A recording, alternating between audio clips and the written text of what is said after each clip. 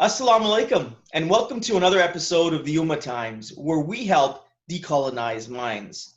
And today on the show, we'd like to welcome back our esteemed and learned guests, Brother Mazin Abdul-Adhim and Sheikh Omar Baloch.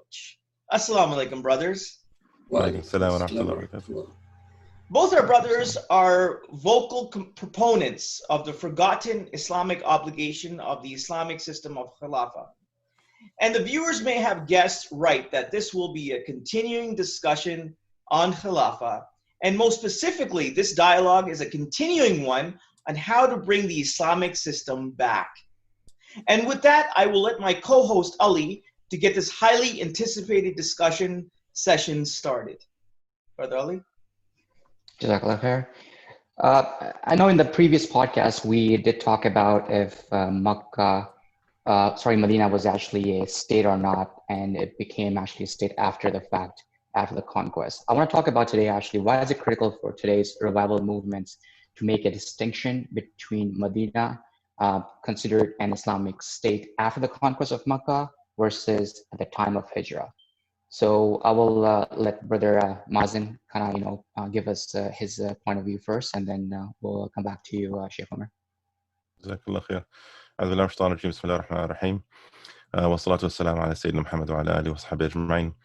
So it's really interesting actually as these discussions continue, the relevance and the significance of each perspective becomes clearer and clearer, and how important it is to define this point accurately, because it really very heavily influences a lot of ahkam actually related to this. And that is, if we look at the point of the establishment of the political authority of Islam, if we say that it was after the Sulh Hudaybiyah, then suddenly there's a great deal of ahkam shari'iyya related to the states that no longer apply on a state level and suddenly become individual ahkam. One of them actually being the ahkam of jihad. So when you look at the ahkam of jihad, you find that they are state-level ahkam. They're actually the foreign policy of the Khilafah itself. And so if you say that jihad was revealed before the state was established, that means Allah Azza wa Jal revealed the ahkam of the military before the state was even established, which means that we're allowed to form militias and go and attack other nations, and shar'an, that becomes a hukm shari'i. And then the same thing for the punishments in society, the same thing for a lot of the ahkam that cannot be applied on an individual level, cannot be enforced on an individual level. Suddenly Allah has revealed all these ahkam in Medina, and the Prophet didn't have a state. And so he was just a citizen of some others, we're not really sure what it is. And so then there's that ambiguity there. What did he have at that time? He didn't have a state. Well, he had a community? Are you allowed to establish like a community within the authority of some other state, or are you allowed to like make a village and suddenly have your own separate authority within the authority of another state? Because in today's world, every single part of the world is run by a state. There's no such thing as a land that doesn't have a state ruling it. And so the question is, well, how do these ahkam apply today? If we don't look at this accurately, then the ahkam shari'iyya suddenly become quite convoluted actually, and a lot of them just don't make any sense. And then if you look at the Prophet ﷺ entering Medina as the ruler, as we discussed previously, which is that the Sahaba said, enter Medina, heard and obeyed. As soon as he entered Medina, he formed a treaty and he didn't form a treaty. And as I said, it's very different. Actually, it's not a treaty. Sorry, it was a charter. The Charter of Medina, which is basically the Constitution of Medina. He didn't form that constitution as an equal party to others. You don't see that this has been signed like Sulh Hudaybiyah. This has been signed by, and then such and such is under Quraysh and such is under the Muhammad and so on. Whereas with the Charter of Medina, it was the Prophet saying, you have these rights, you don't have these rights. You're not even allowed to leave Medina to go and fight anybody without my permission. If anything happens, it's referred back to me. In certain issues, you can refer to yourselves. So the Prophet entered Medina and he dictated to the Jews and to people who were and to the Muslims as well, what they were going to do. So he entered very obviously as a ruler. And then you look at the ahkam of jihad and the ahkam of hudud and the ahkam of whether it's the economic system and again even the ruling structure. We take all of our ahkam of the ruling structure from the early days of Medina. Same for the social system, the ahkam of dress, the ahkam of free mixing, the bay'ah, the hukm of the bay'ah, which is when you look at all the hadith about إذا بُيع لي خليفتين, like the bay'ah is given to khulafa, then you kill the latter of the two. He mentioned that fu bay'at al-awwal fal-awwal, there will be khulafa, but give them bay'ah. So the word bay'ah was mentioned a lot, and we even look at the Sahaba themselves, identify the two types of bay'ah, the bay'ah of an-nisa and bay'ah of harb. So the bay'ah of women is called bay'ah of women because it didn't require fighting. But then when he established a state, it became the bay'ah of war, meaning that you now have a state and now you're going to go to war with everybody because you're going to expand the authority of the state.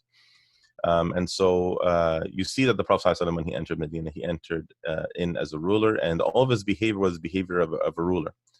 He sent out letters to the different emperors and so on. So you see these are all actions of a person who's ruling, not to mention the fact that no scholar in history, not a single quote, I mean, I'd love to hear one, but not a single scholar in history has ever said the Prophet ﷺ entered in as anything other than a ruler.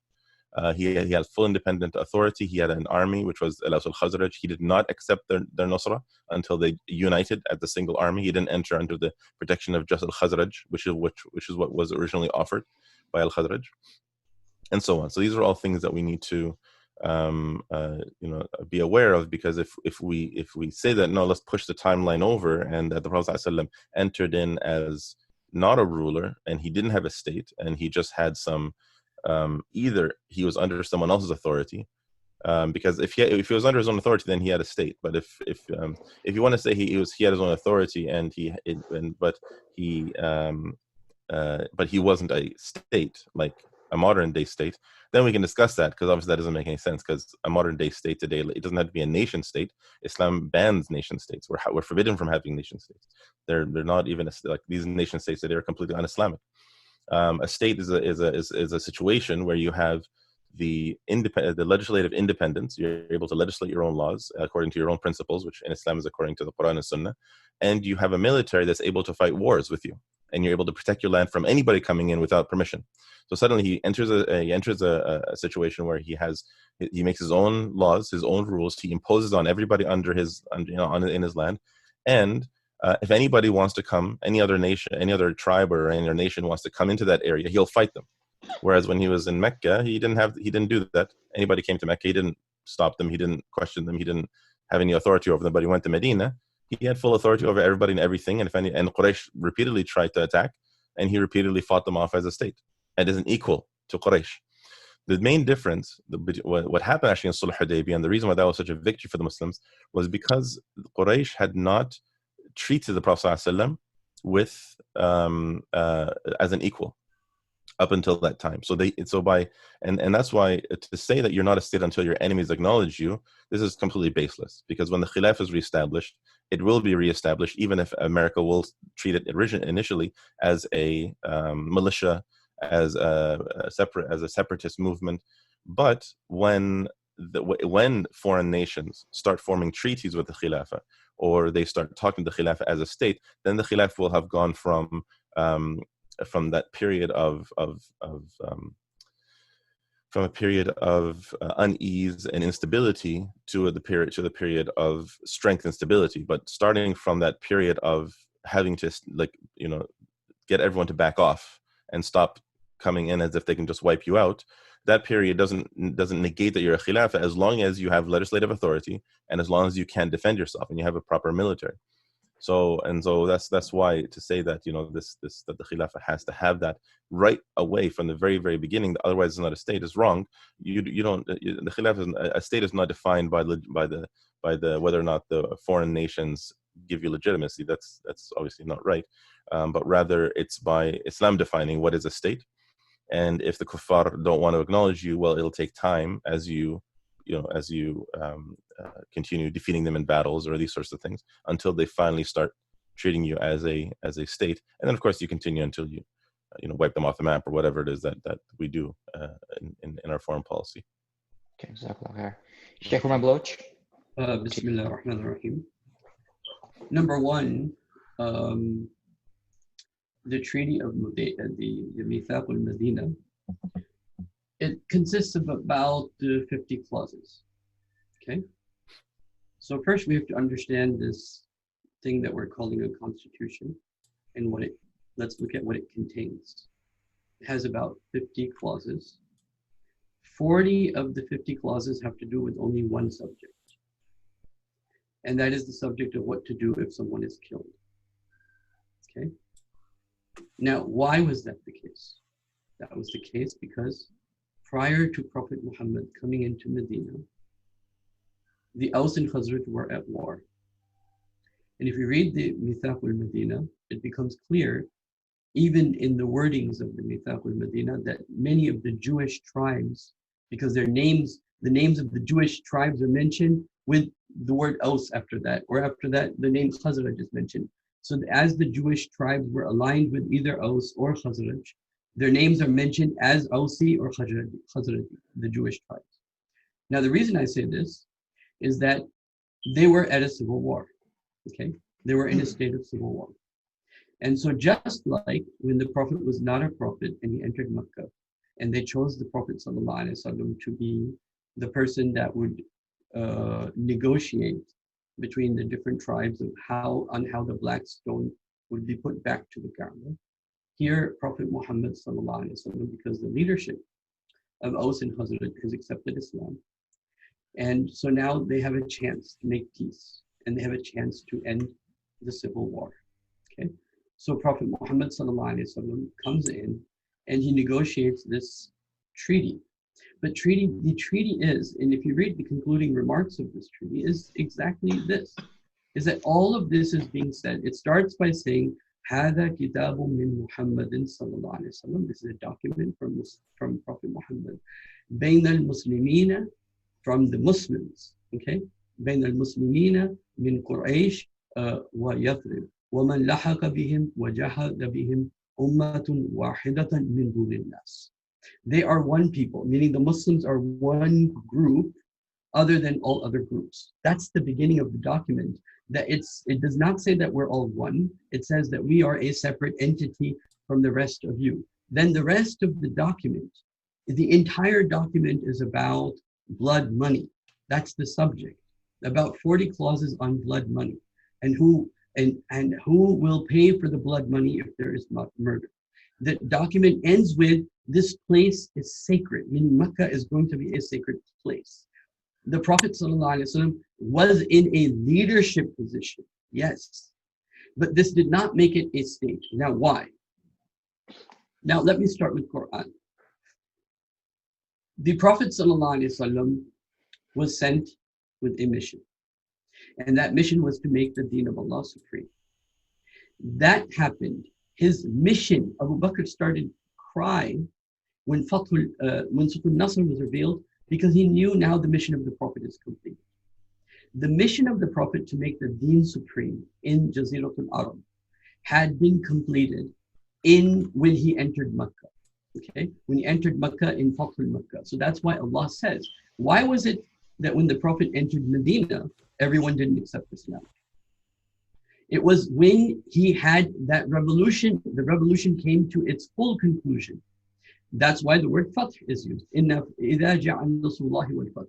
When the nusra of Allah, meaning the stages in Medina, when they happened, just like Makkah starts with da'wah, ends in hijrah. And Medina starts in nusrah, ends in fath. Okay? And if you ever look at the Quran, when the Quran mentions, and this is a very important point, you know, generally, when one hukum comes and another hukum comes, there is a concept of nasikh and mansukh, right? La taqrabu salata wa antum sukara. Don't go towards prayer when you're intoxicated. Finally, Allah says, look, you can't do this, right? But in the case of da'wah and jihad, this didn't happen. There was no nasikh and mansukh. There's never been nasikh and mansukh between the stages of da'wah and jihad. Number one, because they're parallel, but also because the jihad didn't cancel out the phase of da'wah. These were always going to be, because the coming times had to understand, okay, in which phase of the situation are we in? Now, the reason I mention this is that when the Prophet ﷺ, so Makkah starts with da'wah, ends in hijrah. And Medina starts with nusrah, ends in fath. And if you look at the Quran over and over and over again, ayahs after ayahs after ayahs, if you look at the sequence of the process given in Quran, okay, it is what? For example, Allah says in Al-Imran, فاستجاب لهم ربهم إني لا أضيع عمل عامل منكم من ذكر أو أنثى بعضكم من بعض فالذين هاجروا وأخرجوا من ديارهم وأوذوا في سبيلي وقاتلوا وقتلوا. Okay. In other places, Allah subhanahu wa ta'ala mentions hijrah and then jihad, hijrah and then jihad, hijrah and then jihad. The process given in Quran in terms of the bigger picture, the macro picture that you find in terms of a process of how to bring about an Islamic civilization or how to establish the Khilafah, the two most important words in Quran are hijrah and jihad. Okay, they come throughout the whole Quran. Just to give you kind of like some examples. For example, Allah subhanahu wa ta'ala says, Allah talks about وَالَّذِينَ آمَنُوا وَهَاجَرُوا وَجَاهَدُوا فِي سَبِيلِ اللَّهِ. And then many verses. Even in the hadith of the Prophet ﷺ, where the Prophet said, أَأْمُرُكُمْ بِخَمْسٍ اللَّهُ أَمَرَنِي بِهِنَّ. I command you 5 things. Allah has commanded them to me. Right? وَاسْمَعُوا وَأَطِيعُوا. Okay? Listen and obey. Right? And then the Prophet ﷺ, إِسْمَعُوا وَأَطِيعُوا. First be a part of the Jama'ah, then listen and obey, and hijrah and jihad. This is what the Jama'ah does. So you do hijrah and then jihad. So these are the 2 big words used in Quran. The other words used in Quran in regarding the process, okay, is you can say the word da'wah, the word nusra, and the word fatr. So these are the big principles within Quran. So the Quran says, إِذَا جَاءَ. Now why Makkah? Because that is the al-Qura, the mother of the cities. Okay, that is the big city. al-Qura means the mother of the cities. The Quran calls it al-Qura. In another place, the Quran mentions that why didn't Quran come down to Qaryatayn al-Azim, to the 2 big cities, which was Ta'if and Medina. So there was a hierarchy of cities. There was a hierarchy of location within Jaziratul Arab. Makkah is the place that had the treaties with the Byzantine Empire. Makkah was the place that had the treaties with the Persian empires in regards to trade for the whole region. Okay, so number 1, the Prophet comes in, there's a civil war, he ends the civil war as a leader, and specifically as a leader of the Muslims. Okay, but he continues his movement. My brother said, give the example, well, about jihad, then it wouldn't be, that's exactly what I'm saying. When they went to Uhud, 300 people came back and the Prophet did not take action because it was not an Islamic state. So yes, that is exactly the point I'm trying to make. When this is why I'm saying, إِذَا جَاءَ نَصْرُ اللَّهِ وَالْفَتْحُ, when the help and the victory of Allah came, what will you see? Well, you will see people enter into the fold of that revolutionary ideology.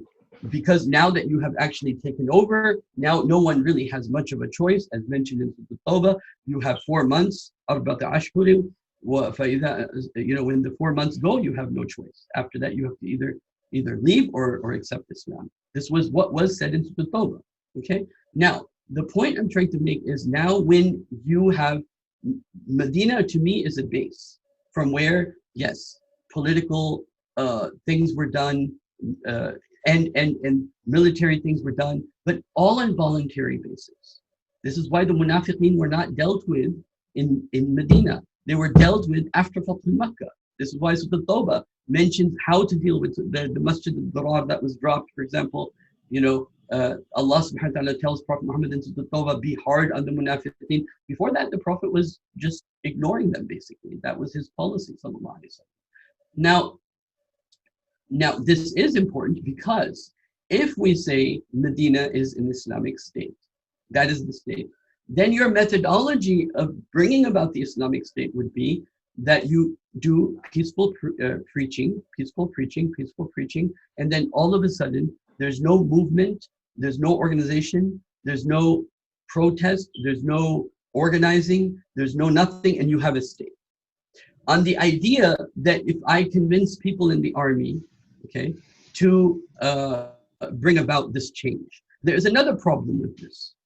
The other problem with this is very, very significant. It's the same problem that Iran ran into. It's the same problem that Taliban ran into, which is that you have the power to implement Islam, but you have not convinced the critical masses of what you are trying to change. Okay? In the case, if you say if you go with what I'm saying, okay, now you've given yourself enough time where people have had time to digest. Okay, there was Badr, they won in Badr. The promises Prophet Muhammad said came true. This is the Prophet of Allah. People now, when they are entering Islam, even though many of them are entering half-heartedly, okay, and if you look at the numbers, it's very interesting because, you know, in the beginning you have maybe a handful, 40, 50, 60, 70 people. In Medina, you start off with maybe 1,000, 2,000.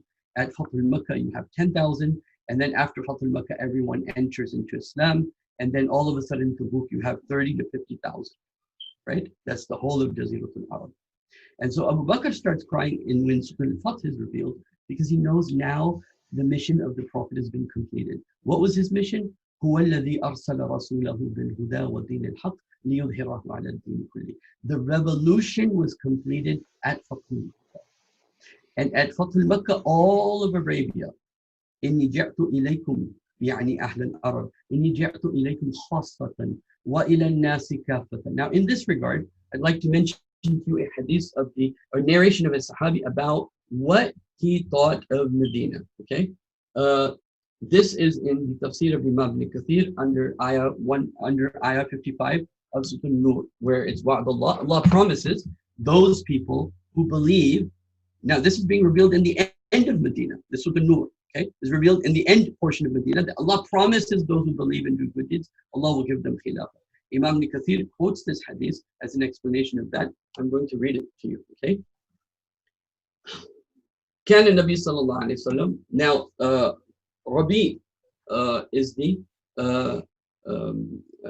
Rabi Ans an Abi Aliya. He narrates. قال النبي صلى الله عليه وسلم وأصحابه بالمكة. The Prophet and his companions were in Makkah. نحوا من 10 سنين, about give and take 10 years. يدعون إلى الله وحده. They were calling to Allah, His oneness. وإبادته وحده لا شريك له سرا وهم خائفون. And they were secretly doing this, and they were in a state of fear. Okay, keep this in mind. لا يؤمرون بالقتال. They weren't ordered to do any qital, fighting. حتى أمروا بعد الهجرة, until they were commanded after hijrah إلى المدينة. فقدموا المدينة. So they went to Medina. فأمرهم الله بقتال, and Allah ordered them to do qital. Okay, those two same words, hijrah and then qital. فكانوا بها خائفين. And in Medina they were in a state of fear. It was war after war after war after war. وكانوا بها خائفين يمسون في الصلاة ويصبحون في الصلاة. Their mornings were with weapons, their nights were with weapons. Okay? So they would fight. وبذلك ما شاء الله ثم كان إن رجل من أصحابه قال يا رسول الله. So one companion in this state of fear, always in fear, he said, O Messenger of Allah, أبدا نحن خائفون هكذا? Will we always be in a state of fear like this? Okay. أما يأتي علينا يوم نعمل فيه ونضع عنها فيه إصلاح. Will there ever come a time where we can put down our weapons? فقال رسول الله صلى الله عليه وسلم. Basically, that yes, the Khilafah is coming.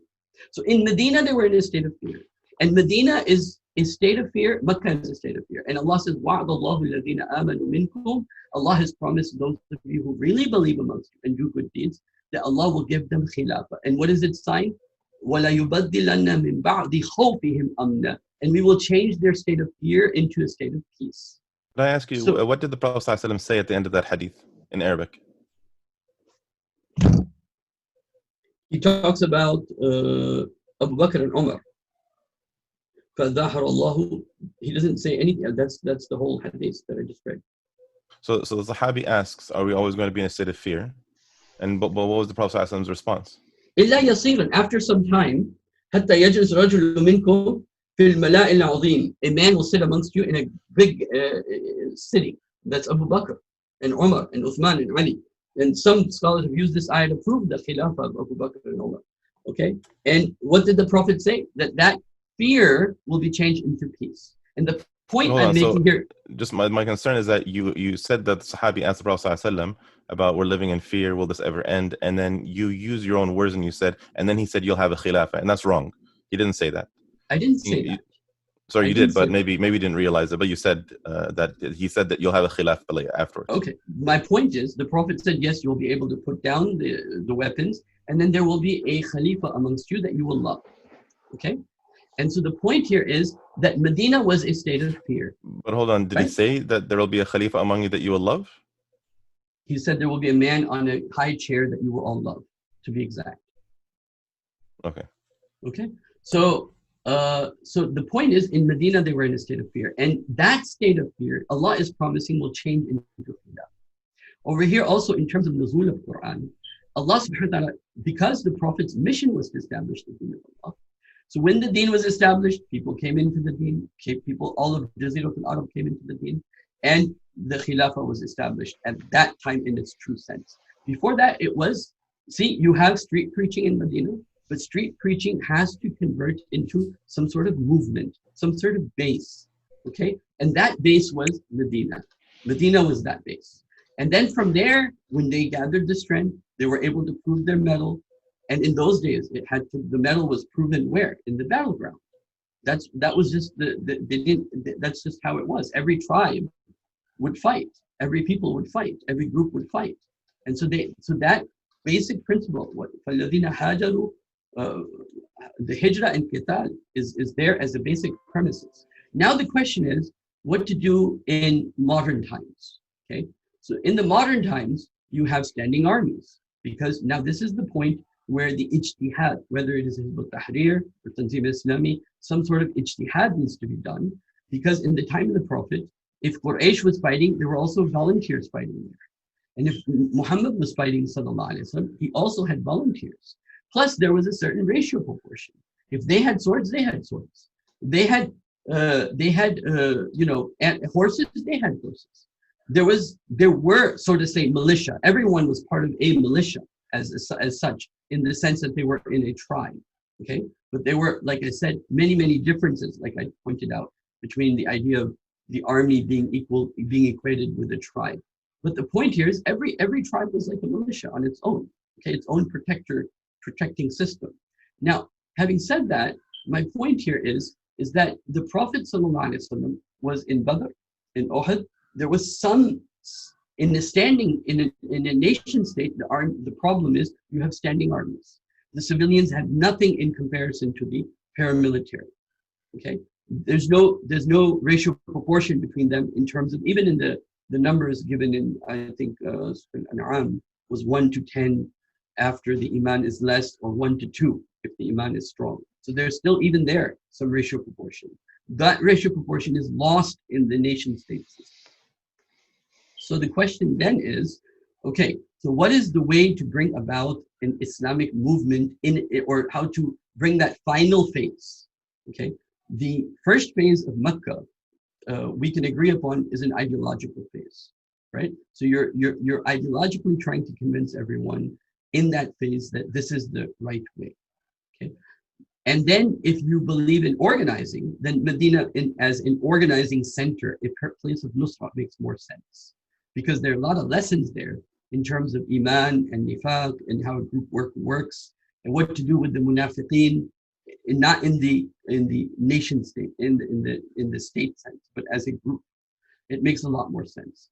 Then if you say the Prophet dominated the deen in Medina, then the mission of the Prophet was complete in Medina.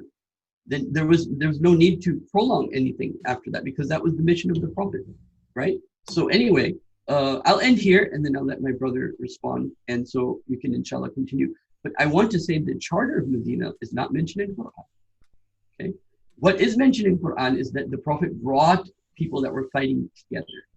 Okay, so وَاعْتَصِمُوا بِحَبْلِ اللَّهِ جَمِيعًا وَلَا تَفَرَّقُوا وَاذْكُرُوا نِعْمَةَ اللَّهِ عَلَيْكُمْ. Remember the favor of Allah upon you. إِذْ كُنْتُمْ أَعْدَاءً, you were enemies. فَأَلَّفَ بَيْنَ قُلُوبِكُمْ, He brought your hearts together. So that was a phase and a place where the Prophet brought warring groups into one unity, okay, under his leadership for those that were Muslims.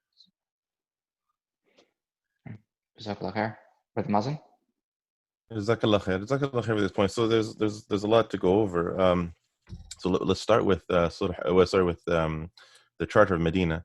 It's actually I'm not sure where you got the idea that it's 40 out of 50 clauses are about blood money and so on. That's not accurate. I'll actually read the Arabic directly. So it starts off, as you mentioned, هذا كتاب من محمد النبي رسول الله بين المؤمنين والمسلمين وقريش وأهل يثرب ومن اتبعهم فلحق بهم وجاهد معهم. So this is a book between Muhammad صلى الله عليه وسلم and the believers and the Muslims from Quraysh, who come from Quraysh, and the people of Yathrib, and whoever follows them, and basically so anyone who becomes a believer. But if you look down, about halfway down the charter, it says وَإِنَّ الْيُهُودَ بَنِي عَوْفَ أُمَّ مَعَ الْمُؤْمِنِينَ لِلْيُهُودِ دِينُهُم وَلِلْمُسْلِمِينَ دِينُهُم مَوَالِيهُم وَأَنفُسِهِم. So, and the Jews of Bani Auf are one nation with the believers.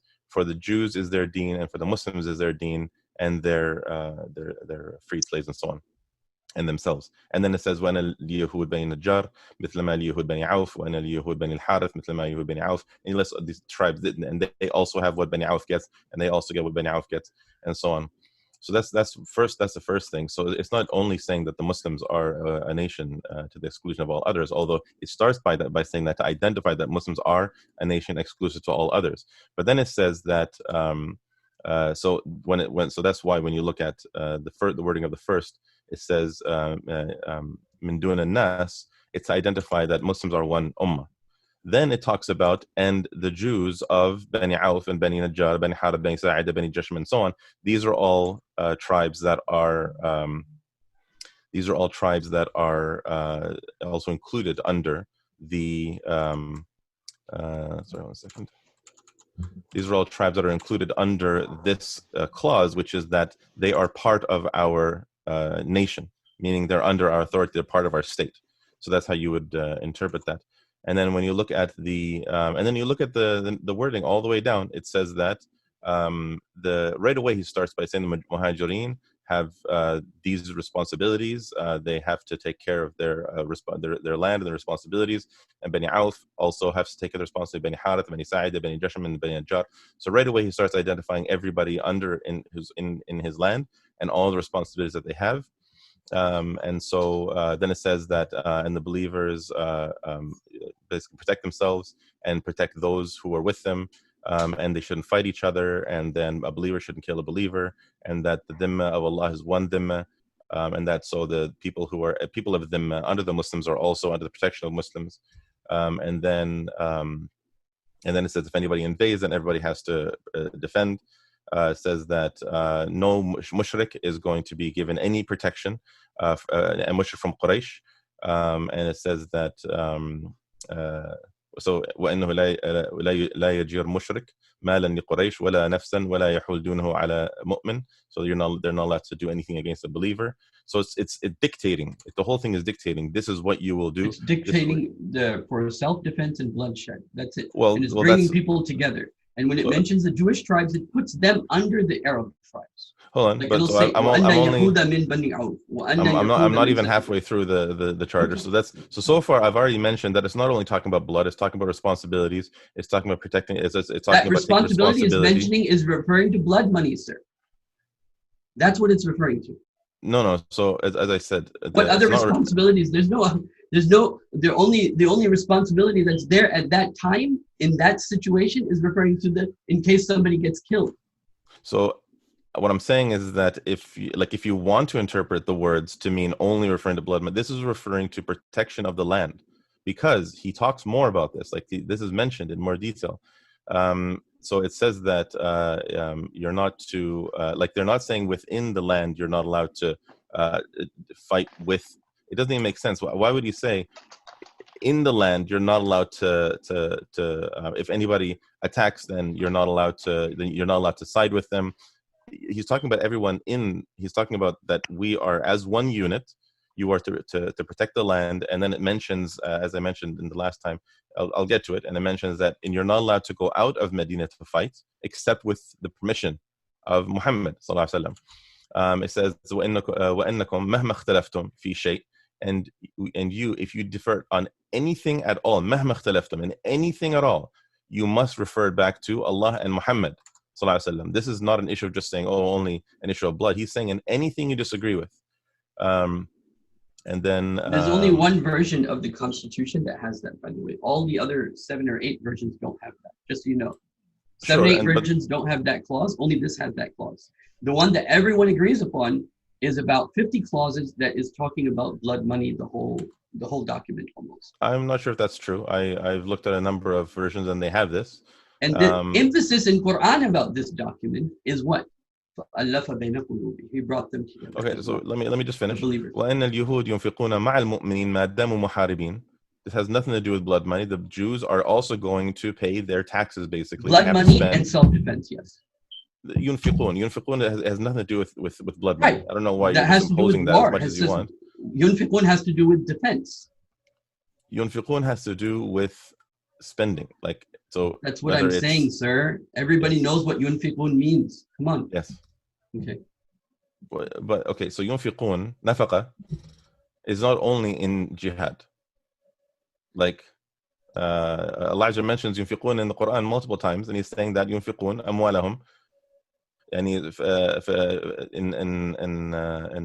في السراء والضراء.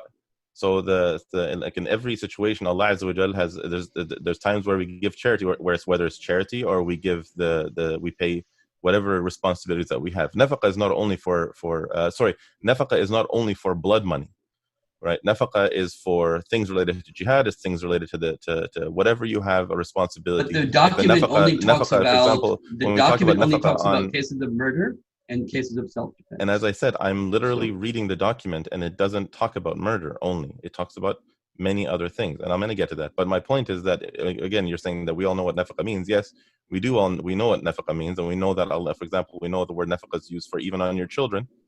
Nafaqa is on people who are under your responsibility as a Muslim. Like even in the fiqh of whether it comes to fiqh al-nafaqat, for example, like you have to spend on who you're responsible for. So who are you responsible for? You're responsible for your wife. You have to give nafaqa to your wife. You have to give nafaqa on your children. You have to give nafaqa on your elderly parents, for example. You have to give nafaqa on anybody who's under your responsibility. It says specifically there about nafaqa in clause number 38. أن اليهود ينفقون مع المؤمنين ما داموا حاربين. Muharibin, yes. Yeah, so that's for war. Of course. So what I'm saying, yes, and yes. So this is agreed upon in the books of fiqh that the thing that offers the dhimmis, the thing that makes them pay the jizya is that they are protected.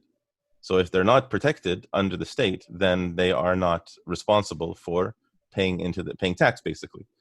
So we know that there was even the famous example of when some dhimmis were not, they couldn't protect them, and they said, then we're not going to take the jizya from you because we can't protect you. So you're no longer responsible for paying tax. So this is referring to them paying nafaqa into the state, as long as the Muslims are protecting them.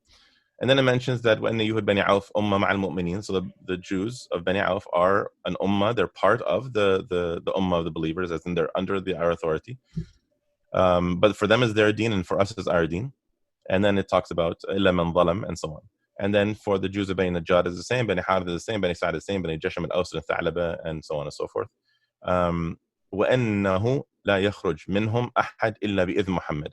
And not a single one of these ones that I just listed, and that's listed in the document, Bani Najjar, Bani Harith, Bani al-Harith, Bani Sa'd, and so on, they're not allowed to leave Medina except with the permission of Muhammad. So this is not, again, blood money. This is telling you you're not allowed to leave Medina. You're missing the point. I understand the Prophet's a leader, but how does this make it a state? So I'll get to that. But first, let's talk about your claim that 40 was talking about blood money. Almost everything that I've read has nothing to do with blood money. There's like 3 or 4 lines that talk about blood money, and all the rest is talking about war. When it's saying it's for them is like that, and for them is like that, and for them,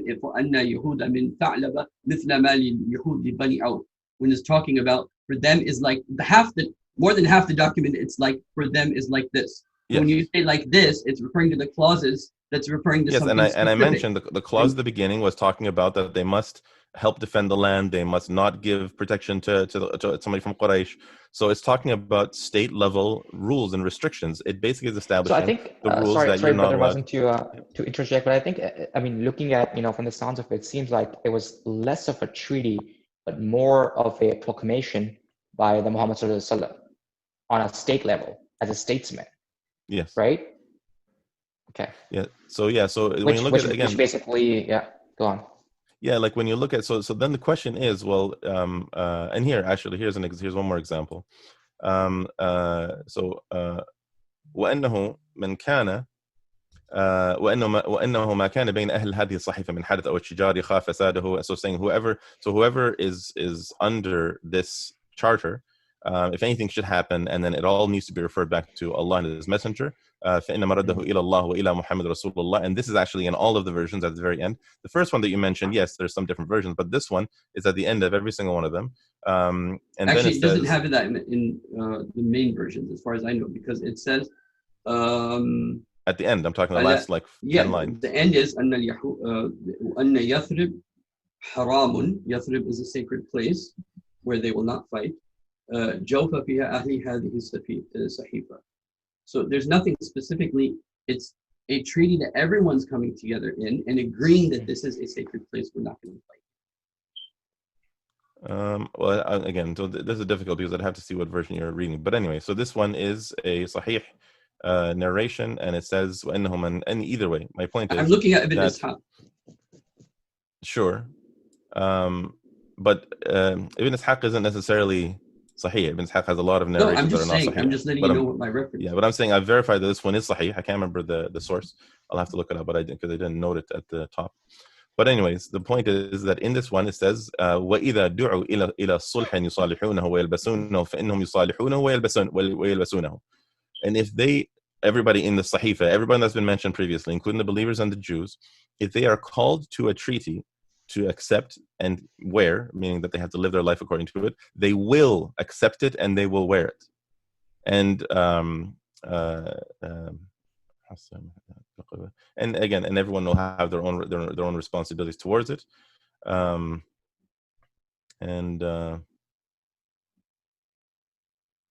Yeah, so it's all generally the same point. So the point, first of all, so as I said, the first point that needs to be identified here is that it's very clear that this sahifa is a sahifa between a man who walked into a land and became its authority. This is not the words of somebody who's coming in and saying, guys, let's work something out. Do you agree to this? I don't doubt that he was a leader and he had authority. I doubt that he had completed his mission of establishing the deen of Allah. Yes. So when he entered this, so that's the next point. So before we get into whether or not that defines a state, first we need to kind of, as I said, clearing the air. The charter is a charter of rights and responsibilities towards invasions and attack and leaving the land to attack and giving protection or sanctuary to anyone from Quraysh and from the mushrikeen. For me, the revolution is not complete until Makkah is taken over. Absolutely, we can talk about that. Sure, we can, and I'll get to that. So there can be no. You said it yourself. There can be no state within a state. Agreed, and so that's why the Prophet ﷺ established a state in Medina. So you're saying that So if he didn't establish the state, that means he had no authority, and if he had authority, he had a base. Why can't he have a base? Like, I just don't understand. Like, why can't he have a state? Like, why do you need to say that he doesn't have a state? Because to have a state means you actually have authority over the entire land, which he didn't. He didn't have authority over the entire land. I have authority over my land, my house. Do I say it becomes a state? Or if I have authority over 10 houses, it becomes a state? Okay, so if I have authority over this neighborhood. That's very. I mean, I think we should already be past this point. If you think you have authority over a few houses, we're not talking about that. We already talked about this. Like, I think. But Medina was a few houses. Hold on. A few hundred houses. We talked about it. We talked about there's two things I mentioned. I'm not sure what you're talking about, but I said first of all, legislative independence, and you have a military that can protect the land and prevent anybody from occupying. That's why we say Daesh wasn't a state, is because Daesh couldn't protect the air. They couldn't protect their skies. Anybody can come in and bomb and do whatever they wanted, and now you can't do anything. Because to me, that can even happen even if there is an Islamic state. To me, that can happen even if there's an Islamic state. And the example is that the ambassadors of the Prophet were killed by the Byzantine Empire. Again, we're talking because the ambassadors, they went to the foreign land that was ruled by another state. So I'm talking about if the Prophet ﷺ could not, like, if you say I've now established a state, and you're on, let's say, one border, or when the Treaty of Hudaybiyah was made and then it was broken because there was some people were breaking the treaty of killing other people. So I guess he wasn't a state then either. That's why he took over after that. But well, hold on. But Abu Sufyan came and said, look, the treaty has been technically broken. He came from Makkah to Medina to re-rectify the treaty, and the Prophet stayed silent. So after the Khilafah is reestablished, and somebody breaks a treaty, the Khilafah doesn't exist at that point in time. That's the question for you. If the Khilafah is reestablished, no, but I'm telling you that, yeah, I've already told you. I said that a Khilafah can be established. I'm just simply saying hold on, that. Let me finish my sentences. Okay, But so I can say the Khilafah can be established, and it can have a period where it's a weak Khilafah, but it's a Khilafah. The Prophet when he established it, he had a weak state, but he had a state. You can have a weak state. There's nothing wrong with that. It's just that you can't have a state that is missing a component of a state. I can't imagine having a state without taking over a capital city of that area. So again, where all the elites are. So then the question is, if you want to say the capital city, you have to use these words properly. Was Mecca the capital of Yathrib? Did Yathrib look at Mecca as their capital? Was Jazirat al-Arab one entity or not? No, they were not. They were not. The Prophet was not sent to the Arabs specifically. Who were the Ummiyin? The Quran mentioned. هُوَ الَّذِي بَعْثَ فِي الْأُمِّيِّينَ رَسُولًا مِنْهُمْ. Ummiyin are the Arabs. So look at any tafsir. That's because Arabic is all the the Arabs. Yes, so all of the Arabs, the Prophet was sent to all of them. Okay, but the main city of all of those people, that where all their gods were, all their treaties were, all their negotiations, Dar Nadwa was there, okay, was in Makkah. So as long as you have power in any part of Arabia, you don't really have control of the situation. Okay, hold on. So what you're saying is that Quraysh was the capital of the Arabian Peninsula. That is correct. Which is why Quraysh dictated the laws and policies for all the tribes of the Arabian Peninsula. That's right. Okay, so that was their cultural center. This is where the big poetries used to be taken, their competition. It was with Makkah that the big countries like the Persian Empire, the Byzantine Empire were directly in negotiation with Makkah for the most part when it came to all of the Arabias. Okay, and you can go on and talk about the significance of Makkah in that time, in that place, and the position that they held. And the Quran calls it Ummul Qura. It's the mother of the cities. So Medina is not the mother of the cities. Medina, you can look at it as Medina as one country, I guess, and Makkah is another country, but that's not how I'm looking at it. Because okay, so that's news to me. Sorry. Just to Sheikh Omar, just to kind of clarify that point. So if you're saying that Quraysh actually dictated all the rules and regulations for the Jazirat al-Arab, so if that's true, then when the Aus and Khazraj actually gave the authority to Prophet ﷺ at that point in time, if that's true, then wouldn't Quraysh actually, tell, let's say, the Persians and the Byzantine that actually not to have any trade agreements with Yathrib, but they actually still did, right? So in that sense, they were actually kind of independent. They were independent Yathrib, right? You're assuming that this would have happened or that would happen. What happened is, first of all, when anything happens, people observe, look, and then they take steps. What did Ahzab happen, right? They fought against Prophet Muhammad. They wanted to kick Prophet Muhammad out of Medina. They looked at Medina as a place that rebelled against all of Arabia, which is why Ahzab happened. Okay, so either you say the Prophet was not sent to all of Arabia. Okay, if he was sent to all of Arabia and his mission was to establish the deen, then he had to establish the deen on all of Arabia. And so, or you say, okay, Medina was a separate country, Makkah was a separate country, and Makkah was a stronger country, Medina was a weaker country, and you can maybe look at it like that, but then you have the problem of saying, what about when the Prophet said to the Arabs, "Inni ji'tu ilaykum khassatan," or when the Quran says that I have been sent to the Ummiyin, specifically to the Arabs. And so the deen his mission is not complete until the deen is dominated over Arabian Peninsula. And that was the whole purpose of Surah Al-Tawbah. That's why the Prophet said, and this is only in the case of the Prophet, it was specifically for the Prophet, you have 4 months to accept Islam or die. Because that was for all of Arabia when that happened. That was the completion of the revolution. That was the al-fath. That was the victory. If I go to some city, or if I get a piece of land and establish a deen there, or if I even negotiate something locally with a group of Christians and Jews, and we come to some some common terms and I am their leader, that doesn't make me a state, but it does make me a rebel against the state. Sheikh Omar Baloch, would you call Medina a city-state? Yeah, you can call it a city-state. Okay. No, but a city-state actually is a state. Okay. Yeah, but the State revolution is a nation state. Okay, you know No, what? but it's I just highlighted again. It's again, there's not much of a difference between what you brothers are talking about because Sheikh Omar Baloch does admit it's a city-state. I understand that it's not the state in how he envisions a state is. And It's not a state in the sense of the mission of the Prophet as an ideology over a people he was sent to. No, I think there's a huge difference between the two because that basically tells you. I mean, I want to actually jump into the next question. Actually, we can probably, Brother Mazin, talk about what you had in mind as well. I think this question I want to pose to both of you brothers will highlight that. I mean, how does one decide on which methodology to adopt in their revival work, right? What should be the source and what aspects of that source can be changed based on the circumstantial needs? And I think, the difference between, was Medina state or not state, I think plays a huge pivotal role in deciding the methodology, the sources, and how to go about it in 21st century, right? And I think in Sheikh Omar, you kind of did present your viewpoint, and I would like, Brother Mazin to kind of finish his thought process, which he had, and then kind of, delve into this question and kind of link it back. Brother Mazin? Yeah, Jazakallah khair. So this is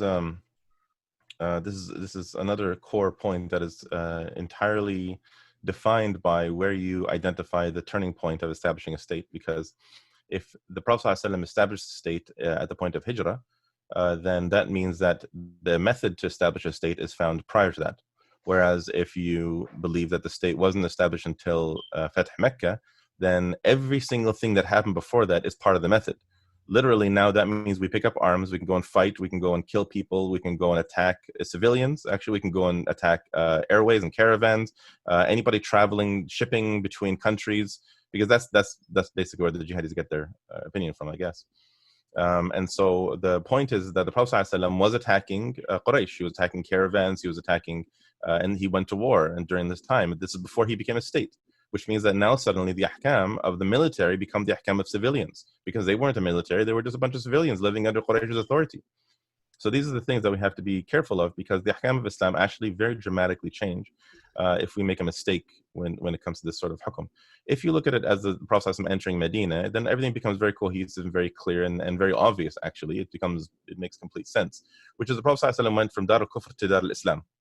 We're trying to define what is the Khilafah. The Khilafah is Dar al-Islam, meaning the land that has legislative independence, that legislates according to what Allah has revealed exclusively, and it's a land that the authority is the military protection and the protection of the land is in the hands of the Muslims. So the military are Muslims, and it's completely under the control of Muslims, and no kuffar, mushrikeen or otherwise, are able to enter from any opening except through war. They can't just enter, kill, and leave at any time that they want. I mean, that you have actually protection for the land, even if that protection is weak. But at least it needs to be. That's why there needs to be a minimum protection, which is why you can't go and just say I'm a khilaf in my neighborhood, because you don't have minimum protection. You'll be wiped out in about 15 seconds. Whereas if you actually have a state and it requires a year, like an extended period of war, like a real actual war, then you have a state. So in order to know the method of how to establish a state, when you look at the method of Rasulullah sallallahu alaihi wasallam, according to the ijtihad, and it's an ijtihad, it's not like some tarjih or something like that. It is the ijtihad of Shaykh Taqiyuddin al-Bahani, and he concluded in his ijtihad that the method of Rasulullah sallallahu alaihi wasallam that culminated in the establishment of the state at the point of hijrah was a method of 3 stages.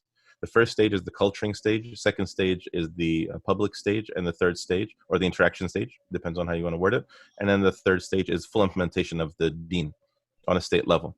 So the first stage is the culturing stage, meaning you form a group and you build the individuals of that group to be capable of carrying the call so that they can deal with what society has to throw at them in terms of intellectual understanding. So it's da'wah. Then the second stage is when you go public and you do 3 things. One is you address people's way of life. So you get people to reject their current way of life and want a different way of life. You get people to reject their rulers. So the ruling elite, so people don't look up to the rulers. They don't want their rulers. They don't want the system that is offered by their rulers, and they reject that whole entire thing. And they want a different set of rulers and a different system. And then the third thing is you seek nusra, meaning that you seek military support from people who have the power over the land, and you call them to Islam, whether they're kafir and they become Muslim, or they're fasiq and they become mu'min, or at least they become Muslim, and or at least they repent. That's what I mean. And then they give you nusra, and then the third stage, you move to the third stage, which is you establish a state immediately. So that's why it's a stage, because you don't make it to that stage unless you can fully implement Islam. So you can't switch to that stage unless you are able to fully implement Islam. Now, if you look at what you have, if you have all these components, and that's why, because the brother mentioned that you look at, one of the problems he mentioned with the method is that you go from peaceful preaching immediately to a state, and there's nothing wrong with that if you understand it properly. Because when the Prophet said, when you go up to any society, let's say we talk about Canada, or we talk about the U.S., or we talk about Britain, it's the exact same thing. If, let's say, you have a group that exists in society now, as we said, we don't call for the Khilafah in these countries, because again, I'll actually identify why, but we call for the Khilafah in the Muslim lands. But let's just use them as an example.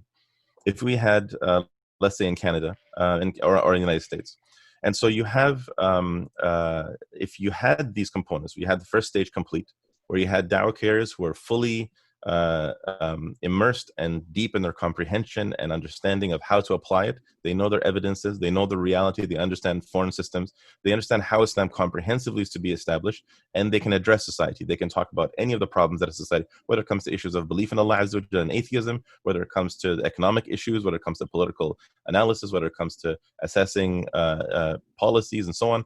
They know how it all functions, how Islam functions as a comprehensive system. Then they go out in public and they discuss this with society. And they successfully do these three things. They successfully get, let's say, Americans and Canadians. Let's use America as an example. Actually, maybe that's a little too far-fetched, but so is Canada. Let's use Canada. So they go to Canadians and they get Canadians to say, you know what, we actually don't agree with the laws of Canada. We don't agree with the ideals of Canada. We don't agree with the beliefs of Canada. We don't believe in liberalism. We don't believe in secularism. We don't want this way of life anymore. We want a different way of life. We want the Muslim way of life. And then, but imagine if the people were still loyal to the government, though. And we have this example with Erdogan. So you have people, or Saudi actually, that's even a better example. You have people who they want for example, they want a Khilafah, and Erdogan is a good example of that, but they're loyal to Erdogan. So you can't overthrow Erdogan, because if you do, the people who are with you will become against you. So you have to get the people to reject their rulers and to reject the current system. So they have to look at Erdogan as a sellout, and he doesn't represent us, because he's not a Khalifa. You look at Al-Saud as sellouts and traitors, and even if they weren't traitors, they're not a Khalifa. So we reject them. So if the Canadian population were to say, we don't want a prime minister, we don't want the Canadian parliament, we want a Khilafah, we want an Islamic system, then you've achieved step two. So now you have you have the group that's now leading the people intellectually. You have the society that doesn't want their laws or ideals anymore. You have the society that doesn't want their rulers or their government anymore. But you still will have the army in the way. The army will come crushing. That's exactly what happened in Egypt. The people wanted an Islam. They had a ruler who kind of sort of represented an Islamic system, but the military was the obstacle. And we told the Ikhwan Muslimin that you won't succeed because you don't have talab nusra. And I've had lots of conversations with senior members of Ikhwan Muslimin, and they used to say, and I remember very clearly in Regent's Park Mosque in London, England, a very senior member of Ikhwan Muslimin was telling me that talab nusra is not tawqifi. It's not a required part of the method. It's something that we can do or not do. And subhanAllah, look how Allah Azza wa Jal has demonstrated to the world that you need nusra. So then if you had the military, they accepted Islam. So imagine the military of Canada, they all convert to Islam, and the people want the system. They want the new government, and the military wants this as well. Then everyone together will establish the state. There's no question. You will go from da'wah to a khilafah. And so the Prophet ﷺ exactly did this. He formed a group, which he taught them he taught them Islam and Dar al-Arqam and all the other different little halqas and all these things. Even the Muslims who hid their iman were given their deen and taught their deen, and he made sure the ayat reached them. But the main group that carried the deen were the Sahaba. who made their beliefs public. And then he went out public when Allah Azza revealed the ayah, فَاصْدَعْ بِمَا تُؤْمَرْ. Now go public with strength, with what you've been ordered. So he went out in public, and they went in the famous tawaf, when he went in the 2 rows, one row led by Hamza bin Abdul Muttalib, one row led by Umar bin Khattab, radiyallahu anhuma. And so they went out, and this was a statement. Of course, Prophet ﷺ was led at the very front of the 2 rows. And so he did tawaf, and this was a statement for Quraysh, and they were attacked for it because they were making a statement, because those rows were mixed with different classes. You didn't have the poets and the rich in the front. You had people mixed all through, and you couldn't identify whether it's slaves and not slaves. It didn't matter. They were just mixed. So it was a statement of, this is how we live our society. This is our way of life. So he was calling society to these things, and Quraysh, of course, rejected it, but he still called to it. He called to the things, ideals, such as whether it was bearing their daughters, or whether it's about the behavior of the mala, the wealthy elite, whether it was giving charity, whether it was anything related to their society, and undermining their rulers, undermining Abu Lahab, undermining Abu Jahl, undermining Al-Walid ibn Mughira.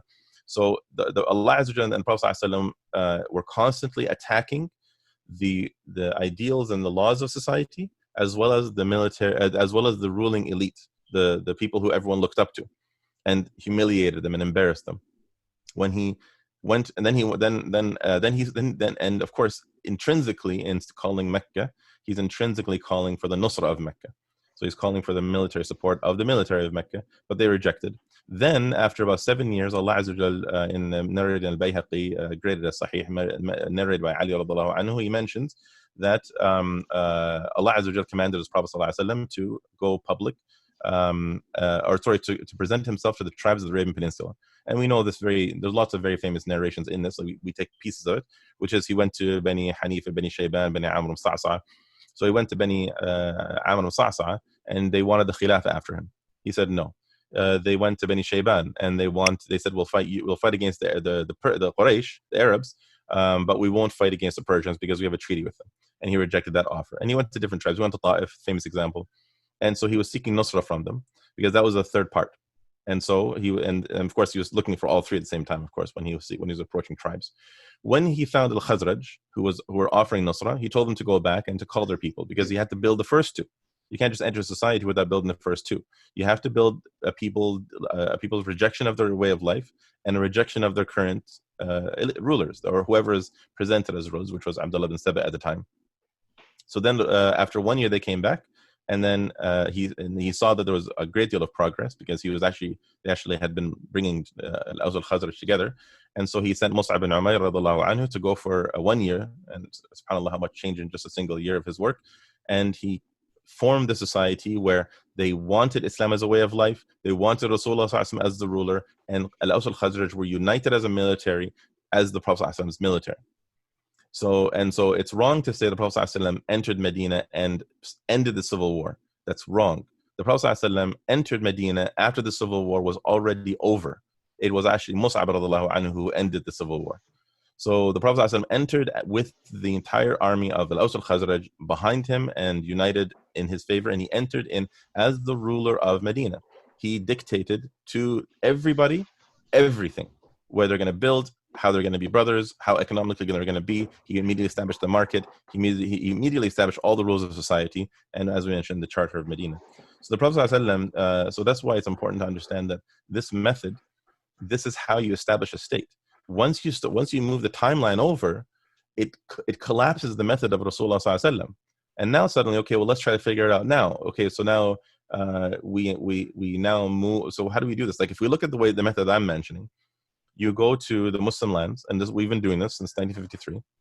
When you go to the Muslim lands, you call the people. So you form the group in the land. Let's say you're starting in Jordan, you're starting in Turkey, you're starting in Egypt, wherever, and you have only one Sheikh Taqiyuddin Nabhani, only one, or yourself. You're the only member of the group that you're following this method, and you need to go and call people to this group, these ideas, so that you can teach them what you understand, so that they can carry to society. So one of the obstacles we have is people are loyal to nationalism, people are loyal to democracy, people are loyal to Western ideals. So you need to build the dawah carriers to be cleaned up, basically purified of these thoughts, and able to carry these ideas with strength.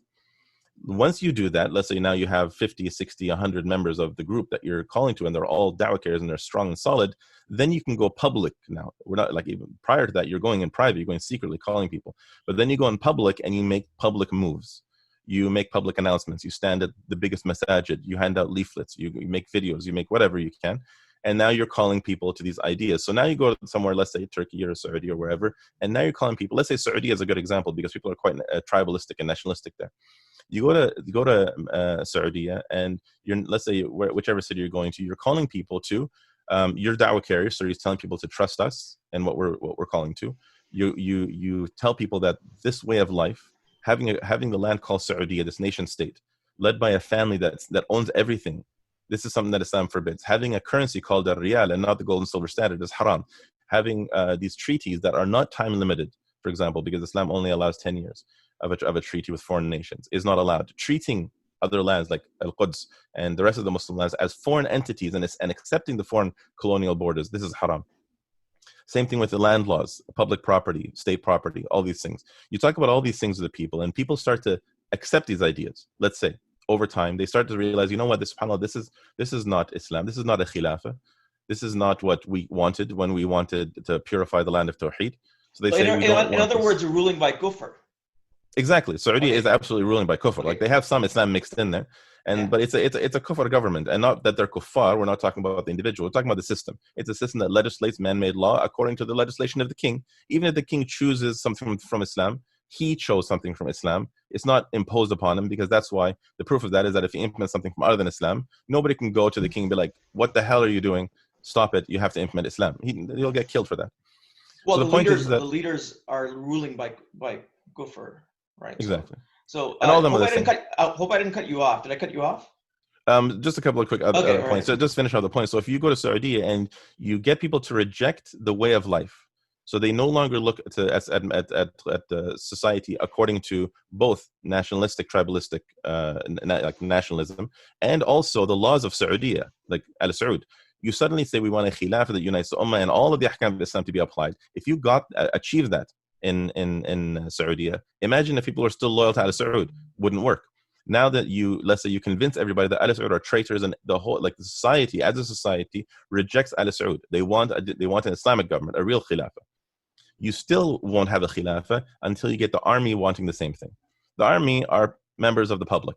So the people, these ideas need to emanate from the people and reach the military, while you as a da'wah group reach the military as well. And so now imagine if you have the society rejecting the way of life, and they reject the government and they reject the system that's in place, and the military accept this da'wah and they want to give nusrah to it, you can establish the khilafah at that point in time. If you move the bar over to the Fath of Mecca, now suddenly I have to call people to the change of society. I have to form a military in a part of Saudi. I have to start invading like any sort of trade routes of Quraysh. I can actually start killing people. I can actually start physically attacking, and I can actually start imposing laws on people in my city state. Let's say I go to, I don't know, some northern city somewhere, and now I'm gonna then you become a separatist militia, and I'm gonna start attacking people and imposing things on people, and then what? It becomes a gigantic mess. You won't even have actually authority, because you don't even have a state, and yet you're still attacking people and you're imposing laws, and it becomes nonsensical at that point in time, and you'll have chaos. And that's basically what Daesh did. Daesh believed that you can establish a state before having the bay'ah of al-hali wal-aqd and a number of things, and you can't protect your skies, and you can barely protect your borders. So they did not have a state, and that's what happened. Because they didn't have a state and they did what they did, it became a disaster. So you can only take power when you're able to fully implement Islam, and if you're not able to fully implement Islam, you're not allowed to take power. And therefore, Rasulullah ﷺ, when he took power, he was able to fully implement Islam, and he did. And all the laws that he didn't, all the punishments or whatever he didn't do, there's not a single law he didn't implement. But some punishments that were ta'ziyah that he had the right to choose, which a Khalifa would have the right to choose, you have the right to choose during strength and weakness periods. So yes, he might have delayed certain punishments or certain application of certain judgments of his, which were not were not wahi from Allah Azza wa Jalla, meaning that he wasn't required to implement them. It was his choice. These things can be left until we become more powerful. And that's what we saw when the Prophet ﷺ opened Mecca and then was able to really fully impose much more rigid, much more strict rules. Whereas prior to that, he had to be a little more gentle because he couldn't risk having multiple wars on multiple fronts. Because even when the Khilafah is reestablished, we know, and even as Hizb Tahrir, we talk about this a lot, which is we talk about the preparation of the first few months and the first couple of years. We all know we're going to have to be very careful with who we go to war with and how we kind of just get some people out of the way just for a little bit until we can deal with one or two fronts. But we have to manage this, of course, and that's why we might, forego certain punishments that are not required of us. Anything that's required of us, we must do, like hudud. But other things that, whereas ta'zir and so on, these certain things we might be willing to let go if necessity dictates it. Sorry, Brother Mazin, before I let Sheikh Omar Baloch respond, could you also clarify when you talk about extracting the methodology from the seerah, from the different sources, which part is, basically an obligation for us to follow in terms of, revival, and which part is basically left to discretion? If you could just clarify that part as well, because, for example, you talk about 3 stages. So now, is it an obligation to actually really follow these 3 stages through an ijtihad? Obviously, to do an ijtihad, you have to be a mujtahid. Or is it like basically kind of left up to discretion? I know there's a differentiation between the methodology and style. Could you just elaborate a little bit more on that? Yeah, so now there's the method, means, and styles, but we'll just call it the method and the styles just to keep things simple. So the method is the ahkam of Allah Azza wa Jalla that we're required to use, whereas the styles are things that are left up to us. So the 3 stages are the method, and it's required. It's like the salah, you start the salah with takbirat al-ihram and al-fatiha and then so on. This is a step-by-step process that you must follow, even if, let's say, talab nusra, in the end doesn't become the way that you actually end up establishing a state. Let's say the populace accepts it and they overthrow the government and you have a state, but you still must seek nusra when you need to. So if you go to the public and you're calling them and they accept the ideas, but the military is not accepting it, then you have to go and seek nusra. Because right now, when you look at the Muslim world, the Muslims want a khilafah. Most of the Muslim world, I would even say, want a khilafah. But, maybe they have a lack of clarity of what that means, but they want a khilafah. But the military doesn't. So now you have to go and seek nusra. And you have to go and address the military directly and say, you should accept this. So the 3 stages, so the forming of the group and culturing them, this is absolutely required. Addressing society and changing public opinion in terms of the morals of society and the beliefs and the laws and so on, of like what your way of life, your everyday way of life, that is definitely a requirement. Getting people to reject their rulers and their system that's in place, that's definitely a requirement. And seeking nusra. Seeking nusra is a requirement while you're working, but it's not conditional. Like if you establish a khilafah and it wasn't through nusra, it was through, again, public support and overthrow of government. That doesn't mean that the method was wrong. It just means, because the Prophet ﷺ, it's kind of, that's why it's interesting. The Prophet ﷺ sought nusra, but when he found the state in Medina, it wasn't through an overthrow of the society with nusra. Rather, he was looking for that in case that was the way to get it done. But in the end, it was actually the populace who ended up establishing their own system. So you seek this and this. You're hoping that hopefully the people will accept the call and overthrow their government and establish a state themselves. But if they don't, then you seek nusra to force it upon society, not because the society doesn't want it, but because the military it was the obstacle. So you have to get the military to accept it. And if you find that you have the support of the military, and you have some people, like you had the Jews and so on in Mecca, or Medina, who didn't want this new ruler, it doesn't matter, because you've overridden that with the imposition of authority of the military on society. Brother Zishan, did you want to add something before we jump to Sheikh Omar? What I'll do is I'll let Sheikh Omar Baloch respond, and then I have some comments and questions for Brother Mazin afterwards. Go ahead, Sheikh Omar Baloch. Bismillah ar-Rahman ar-Rahim. I think the question that you're asking right now is actually the real question.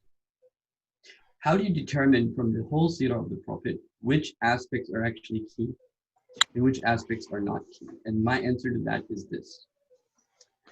When the seerah of the Prophet and Quran align themselves, you have a certain view of the seerah, right? And you have a certain view of the seerah. If the Quran and the seerah become congruent, so the debate should be on whatever different versions and understandings we have to be on the understand, or the debate should be on whose understanding or which understanding or which ijtihad is more congruent. So when I'm emphasizing, for example, on the word fath, for example, the one mentioned in Quran, it's for this very reason. It's when you're able to align your view, if you have a certain view of the seerah, if you also see that in Quran and you also see that in the seerah. It shouldn't be that you have a certain view that you only see in the Quran and don't see in the seerah. Nor should it be you only see it in the seerah and don't see it in the Quran. Your view has to be congruent on both levels, meaning you have to see, because those are going to be the salient features. Obviously, if the purpose of the advent of the Prophet was to establish the deen of Allah, then all the salient features regarding that revolutionary process you will find in the Quran and in the seerah of the Prophet, meaning both of them will be aligned. So here's the thing. If you find something in the Quran, especially if it is in the form of a command, for example, Ud'u ila sabili rabbik, for example, call in the path of Allah. If it's in the form of a command, you know it's a command, right? And then you see the Prophet do that. If you see something the Prophet did, but the Quran doesn't hint towards it, there's no, ibaratun nas, there's no hisharatun nas, there's nothing pointing to the fact, nor indicating that, but the Prophet did it. Then it cannot be, most likely, it will not be a major part of the revolutionary process. It may be a part of the process, but it won't be a salient aspect of it. Okay, this is why I have even though the seerah mentions the Prophet was doing da'wah and he was asking these questions about your military power and so on and so forth, but because I specifically don't see it in Quran, and I see something different in Quran. So for me, for example, the aligning of the victory has to be in accordance with the seerah and the Quran. And it's not by chance Quran is saying victory. There's a reason Quran is saying victory to a certain point in the seerah. Okay. Now, also I want to mention on the same issue, I'll mention two things, and then I'll go on to the methodology, the question that you have. That Surah Saf is revealed again in the middle of Medina. What is Allah saying? وَأُخْرَى تُحِبُّونَهَا, the other thing you dearly love. نَصْرٌ مِّنَ اللَّهِ, the help from Allah. وَفَتْحٌ قَرِيبٌ, and a near victory. Has not happened yet. And the Prophet is in Medina, and Allah is saying, we're going to give you victory. We're going to give you victory. Victory has not happened yet. This is my feeling, okay? Now, as far as the seerah of the Prophet is concerned, sallallahu alaihi wasallam, let me share with you 2 points that I mentioned before, but I'm going to mention them again just because it's easier for me. The Prophet sallallahu alaihi wasallam, when the issue of ifk happened, when Aisha enters Medina and the gossips are all over the place, the Prophet gives a khutbah, okay? And he says, sallallahu alaihi wasallam, he says, who can help me? من يعذرنا من رجل بلغ أذاه من أهل بيتي فوالله ما علمت من أهلي إلا خيرا. Who can help me to take revenge over the man who has harmed and defamed the reputation of my family?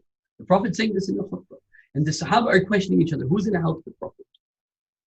So yes, he was a leader, but he was not, you can say, not a statesman in the true sense of the word yet. He was still in the process of getting there. He got there when he entered Makkah. When he entered Makkah, and before that, Hudaybiyah. Now what happened in Hudaybiyah? This is also important. All of the tribes aligned with the Prophet, and half of all of the tribes aligned with Quraysh. So now the Prophet actually has a big chunk of Arabia. And it is at this moment that the Prophet starts to write letters. I sent you that hadith of Hercules when Abu Sufyan, this is why, because it was a peace treaty. Now Abu Sufyan is in the Byzantine Empire doing his trade, making his money. And Abu Sufyan asks him, why did he ask him these questions? If you read the hadith, it's because he received a letter of the Prophet. And Abu Sufyan says, we had just concluded a peace treaty.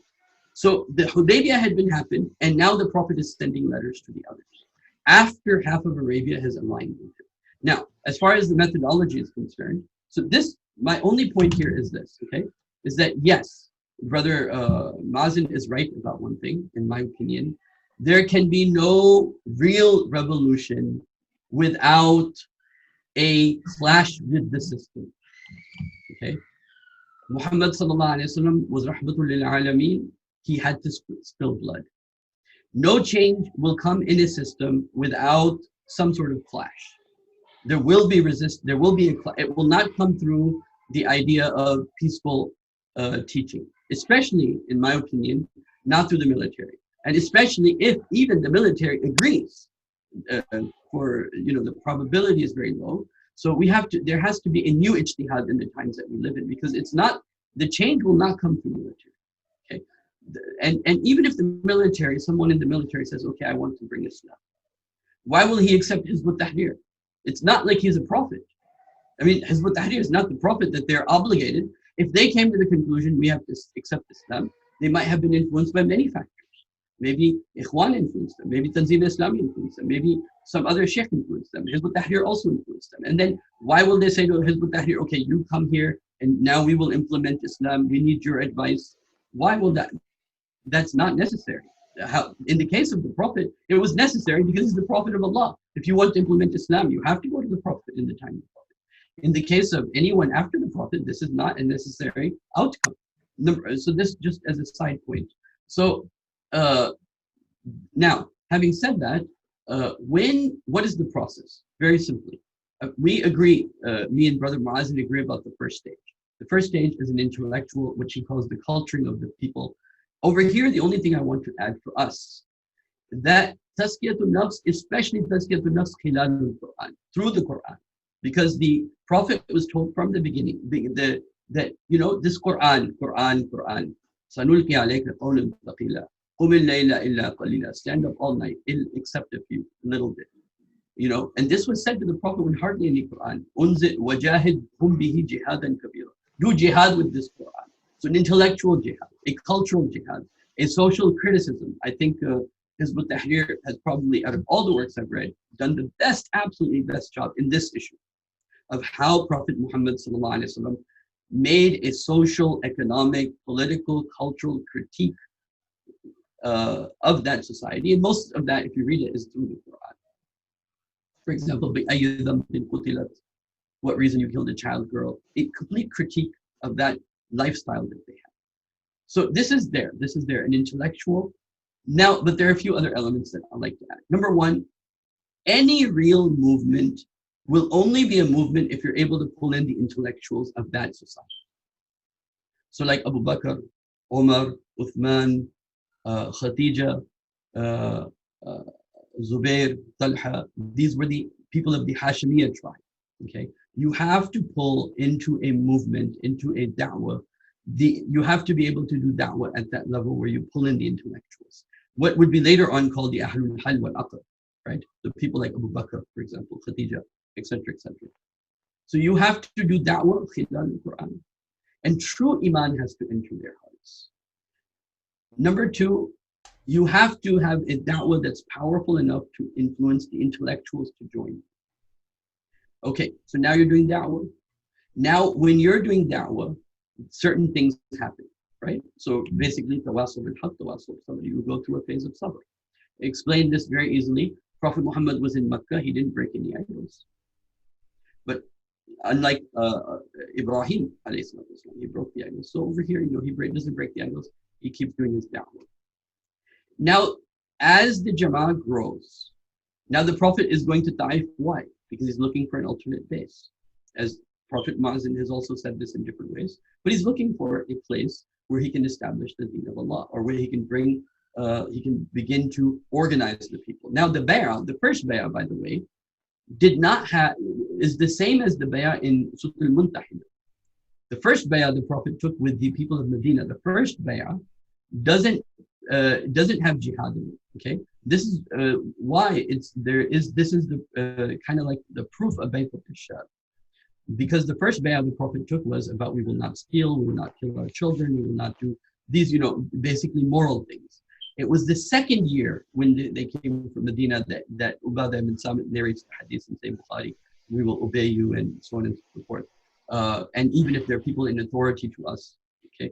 So now when the Prophet ﷺ, now when he has a jama'ah, now when he has a strong number of people, and he shifts to Medina, Okay. Now when he shifts to Medina, he does three things. He does the mu'akhat, makes the brotherhood. He establishes the masjid.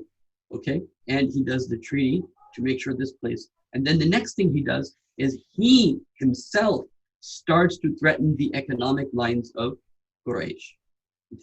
They were traveling and he would send his saraya, his armies there. This is what led to the Battle of Badr. So the initiation of that started with the Prophet. Okay, just so that that's clear. To me, this phase, the phase that the Quran calls this phase nusra, help. It doesn't call it victory. Okay. For example, the ayat al-Hajj, the dua given to the Prophet to enter into Medina was for what purpose? Rabbi adkhilni mudkhala sidqin wa akhrajni mukhraja sidqin waj'alni min ladunka sultanan nasira. Allah, give me sultan and nasira, give me the hujjah, the power of nusra. Okay. And so he goes to Medina. He has now an alternate base. He has a base where he can work more freely, organize the people, organize his movement in a more sophisticated way than he was able to in Makkah. Okay, he left Makkah because they were going to kill him.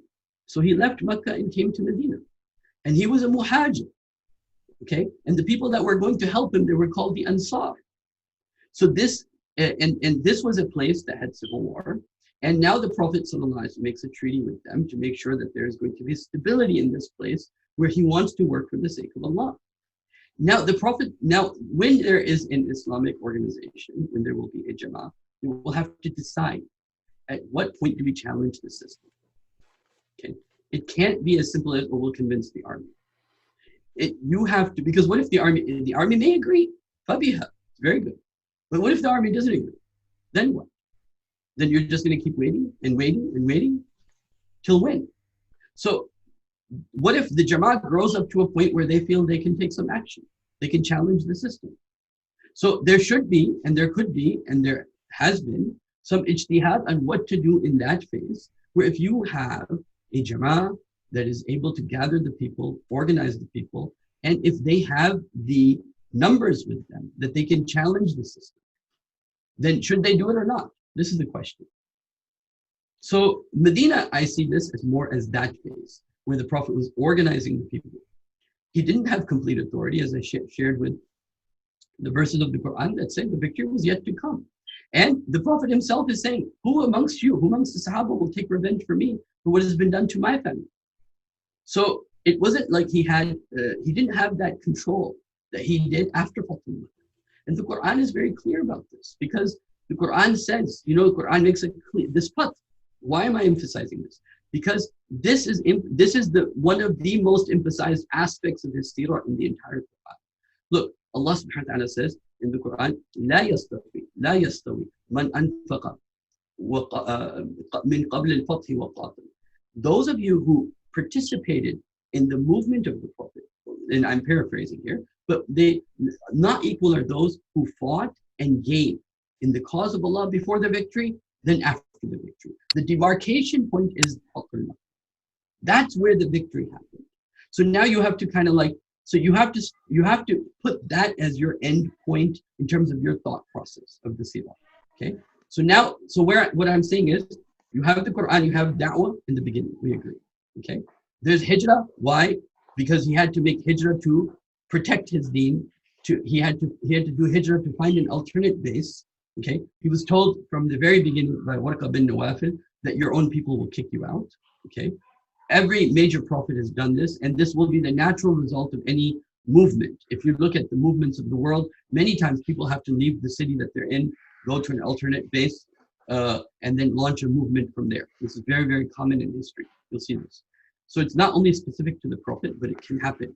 You make a hijrah. You make a hijrah. Why?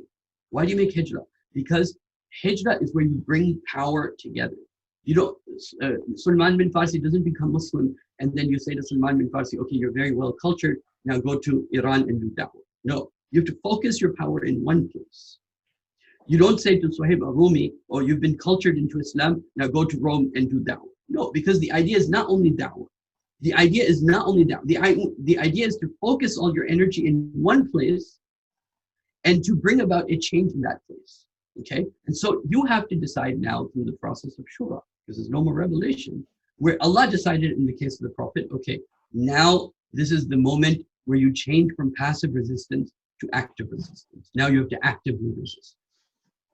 And now after the Prophet was actively resisting, there was Badr, there was Uhud, and so many other wars. But this was a phase where the Prophet ﷺ was basically challenging who?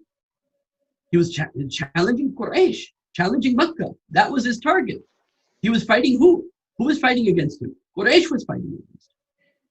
And you know, over here I want to mention something very important in the seerah of the Prophet, because I want to give this in terms of the Quranic outline of the seerah of the Prophet. When the Prophet left Makkah and he went to Medina, there were, you know, you can say the hawks and the doves amongst the politicians. Some of them, they felt, oh, well, Muhammad left, so our problem is done. Now let the rest of the Arabs, they deal with it. If they believe in him, we also believe in him. But now when, you know, Abdullah bin Jahash went as a spy to Makkah and he killed some of the Quraysh, and then with that came Abu Jahl's SOS call for the caravan that he had. This forced Quraysh to come out and fight against Prophet Muhammad sallallahu alaihi wasallam. So the Prophet wanted a clash. And this is very clear. Anyone who is honest with the seerah of the Prophet, it's very, very clear that the Prophet instigated Quraysh to almost come out. And they did. And then this is where now the battles, they started. Now, what happens in this, so there's this phase, you can call it, you know, this is active resistance. Resistance against Quraysh and their hegemony and their power and their influence and their culture and their, you know, all of that. And so now the Prophet's fighting against them. In this, at one phase, the Prophet has a dream. He decides to go to Umrah. Now this is interesting because here they go to Umrah. Basically, they leave their weapons behind, not too far away from Hudaybiyah. But they go into the line. These very people that they've been fighting, the very people they have been fighting for all these years now, the Prophet basically goes unarmed into the lion's mouth. This is why Allah says in the Quran, you know, that they thought, the people that didn't go with the Prophet, they thought, لَن يَنْقَلِبَ اللَّهُ وَرَسُولَهُ إِلَىٰ أَهْلِهِمْ أَبَدًا. They thought Allah's messenger and the people that went with him, these crazy people that are going to the lion's mouth, they're going to Quraysh, they'll never come back. But they ended up with this treaty of Hudaybiyah.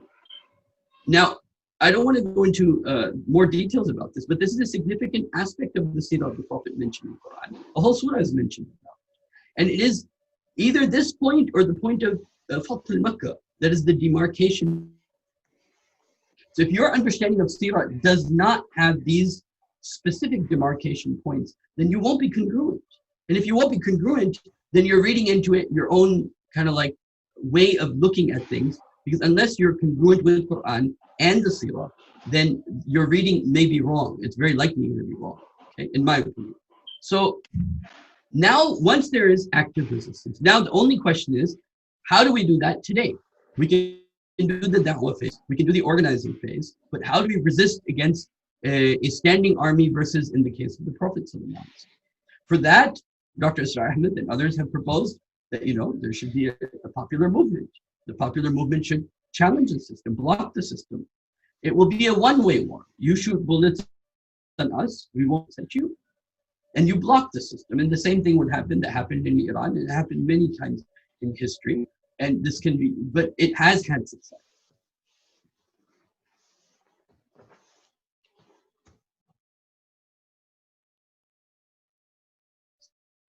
Whose children are always in the West studying, you know, this has a better chance now to maybe even talk about what to do if nation states fall, which is what my opinion is going to happen in the next, you know, less than 20 years for sure. But, you know, that's a whole different topic. But as long as nation states are there, the only way is for Muslims to organize and stand up against the government, not in the way Ikhwan did it, because they did it through the electoral process. And that doesn't give you the real numbers. That doesn't give you the real strength. That doesn't give the training to the Jama'ah. There's no tazkiyah, there's no phase of there's no proper phase of an ideology. You either block this. They had a choice. Either they let the Prophet do Umrah, or they have to negotiate something, and so either way he was going to win. And it was after this point that the Prophet letters. So there is da'wah, there's tarbiyah, there's organizing,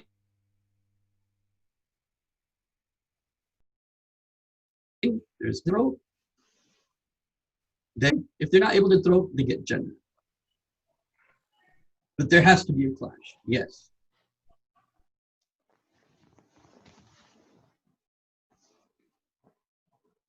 But, you know, I'm saying that it will be through civil disobedience.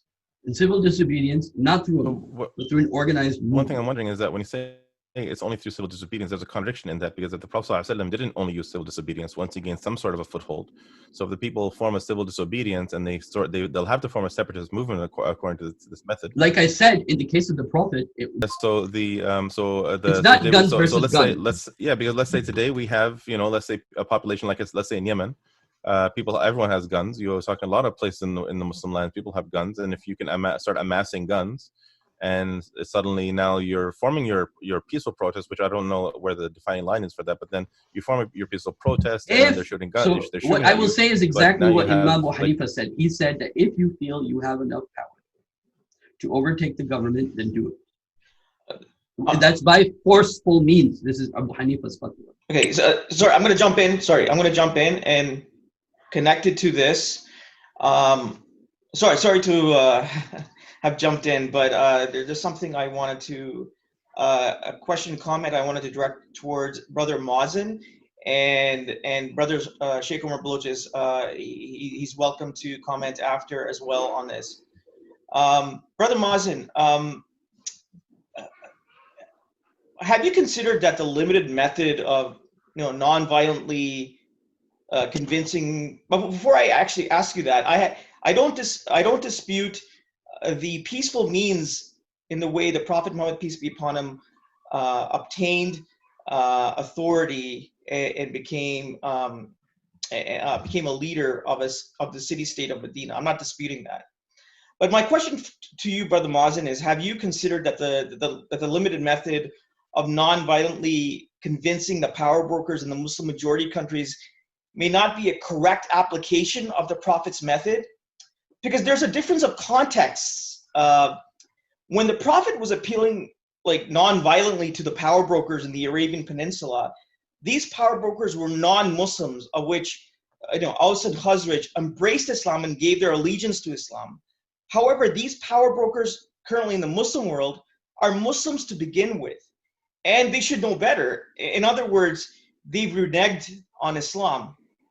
Also, if we are to follow this specific non-violent method of appealing to the power brokers, an accurate application of that would be appealing to non-Muslim power brokers, say in a majority non-Muslim country.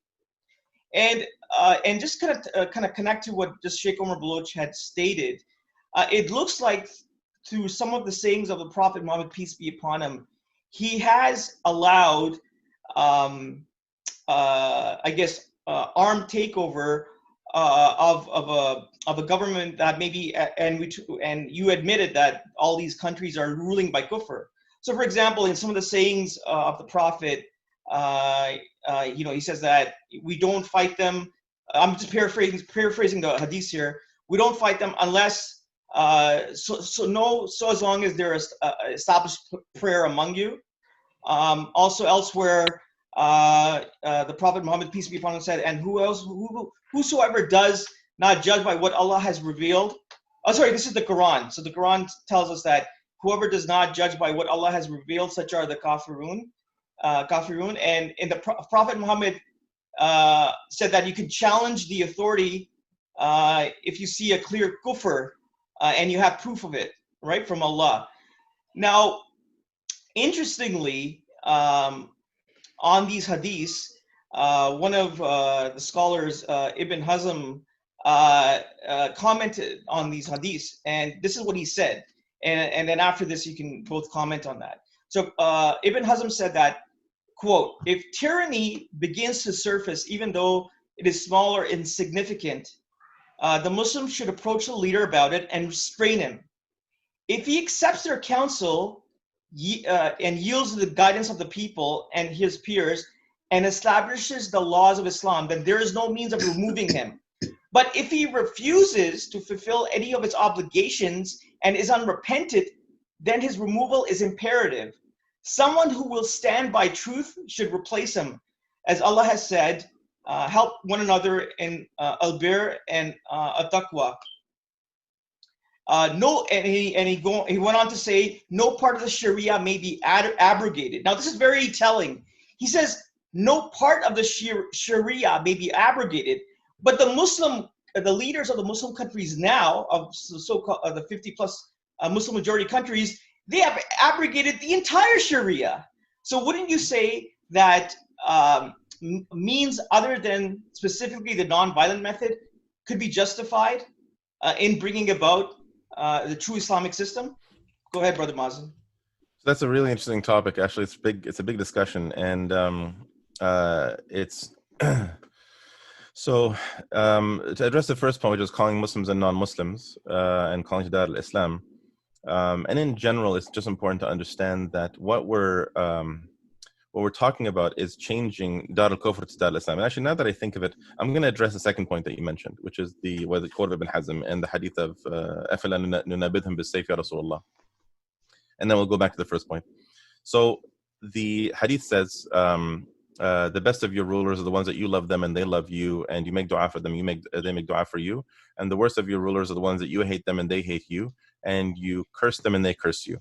And the Sahaba said, أَفَلَا نُنَابِذْهُمْ بِالسَّيْفِ يَا رَسُولَ اللَّهِ. He said, لَا مَا أَقَامُوا فِيكُمُ الصَّلَاةِ أو مَا صَلُّوا. So there's very different variations. They said, should we not fight them with our swords, Ya Rasulullah? And he said, no, as long as they, basically the meaning of it is as long as they implement Islam.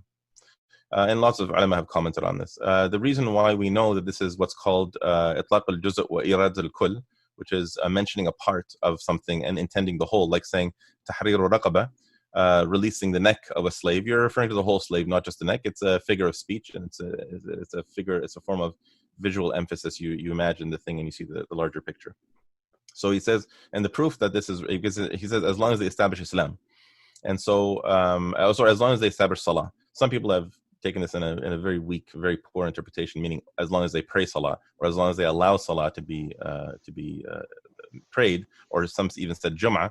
But this is very, very wrong and very, very weak, because the proof of that is if you have a ruler, let's say the Khalifa, and he not only legalizes alcohol and murder, he obligates murder and rape and forbids marriage, and what, you can't fight him, you can't do anything, you're held hostage, you have to obey him until the end of time. So as soon as the first ruler decides to just destroy the whole ummah, but no, you can pray, but you must murder a person once a day, or else we murder you, and there's nothing you can do because he lets you pray, and he prays.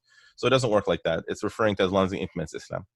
And that's why you see the comment of Ibn Hazm mentioning this. As long as what he's saying is that if the ruler does not implement what he's required to implement, which is the ahkam shari'ah, then you should remove him. Now, as far as the hadith is referring to, this is referring to the ruler, ummatikum, right? The rulers that Islam identifies as legitimate. So this is the one of the major points of confusion among Muslims and groups in the ummah today that are working towards the Khilafah. Many of them don't understand this differentiation between the ahkam related to when a Khilafah is standing and the ahkam related to when there is no Khilafah. So the hukum of what do you do when there is a Khalifa and there is a Khilafah and the Khalifa starts implementing other than Islam? How do you deal with that? You don't go back to the method of forming a group and trying to change public opinion and seeking nusra. What does that have? That's not how you do it. That has nothing to do with it. That has to do with, you have right now Islam. The Khilafah is up and the Khalifa is ruling with something other than Islam. So you have two scenarios. One, he's being unjust in how he implements Islam. And the second one is he's ruling with actual kufr laws.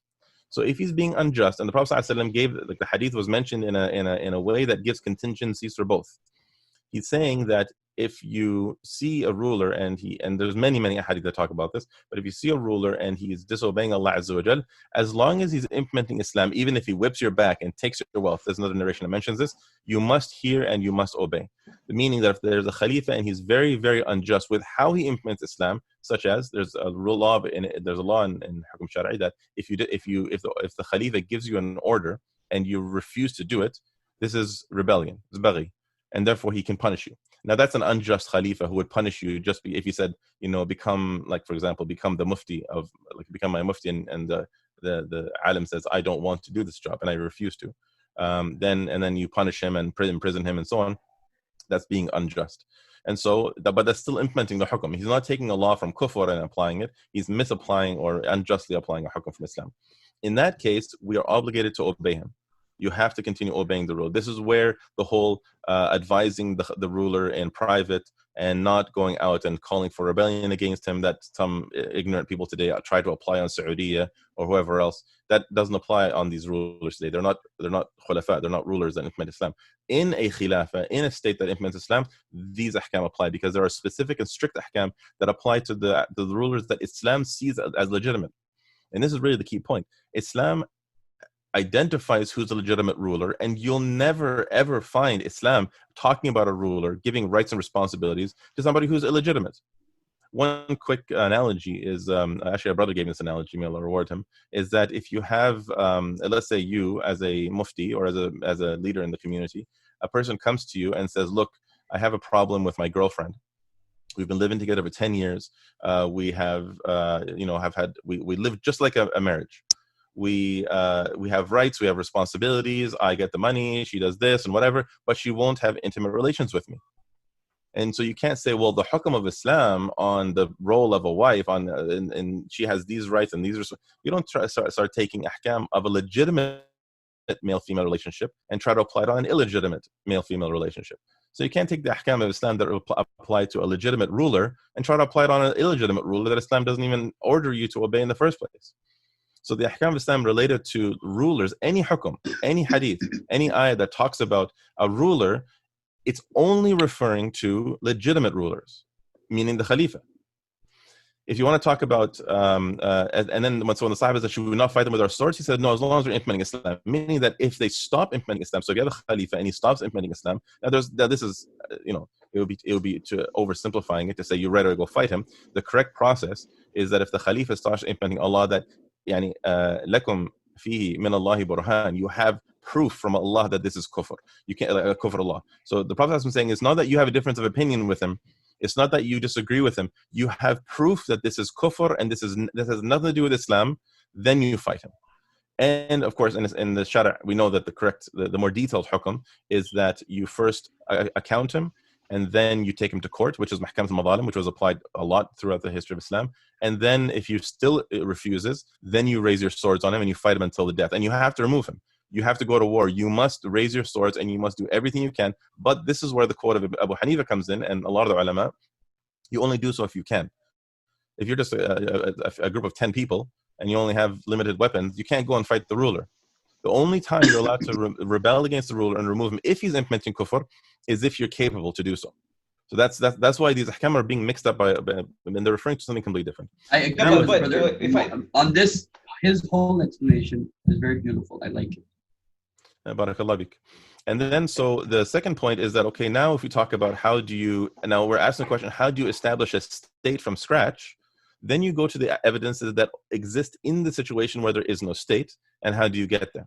And that's why you look at the evidence of, well, Rasulullah started as a Prophet without a state, and he worked until he had a state. And that's, of course, where we come to the question of, well, where is the defining line of a state?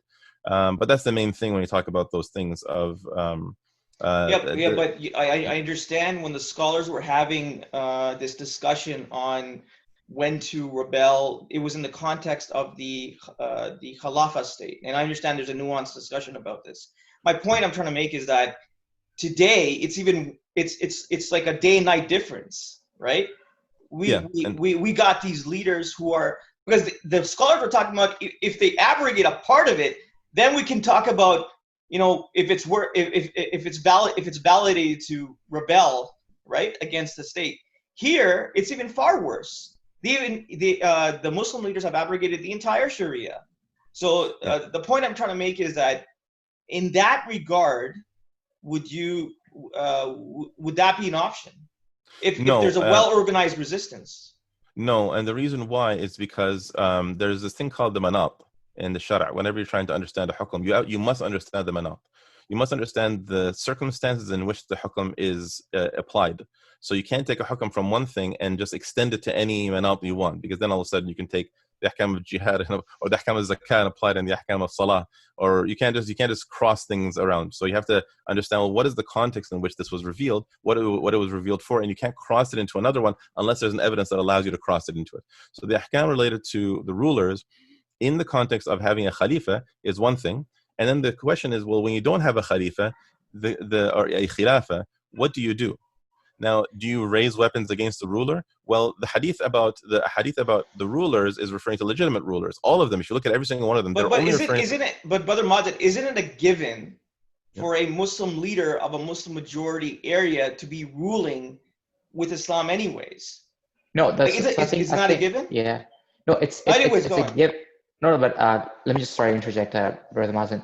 So it's given, yeah, as a Muslim, you should be obviously implementing Sharia, but the reality is different. So what we're trying to say here is that, okay, there's ahkam, you have to basically raise your sword against a khalifa. But if there's no khalifa, there's no khilafah state present, then you cannot take the ahkam to actually go raise a sword against a khalifa, against the current the political structure of the Muslim majority countries. So I want to add here, there are some ahadiths that are in the very general form. Man ra'a minkum munkaran falyughayyiru bihi yadihi. Whoever sees something wrong, let him change it with his hands. فَإِن لَمْ يَسْتَطِعْ بِلِسَانِهِ فَإِن لَمْ يَسْتَطِعْ بِقَلْبِهِ وَذَلِكَ أَضْعَفُ الْإِيمَانِ. And so even in the general sense, I think that, trying to say that we are basically, you're going to have to decide, are we in the Makki phase, or are we in some other phase? Like, are we? So that's what you're gonna have to decide. Are we in the Makki phase? Okay, if we're in the Makki phase, then we're following the Makki pattern. I mean, a certain procedure, right?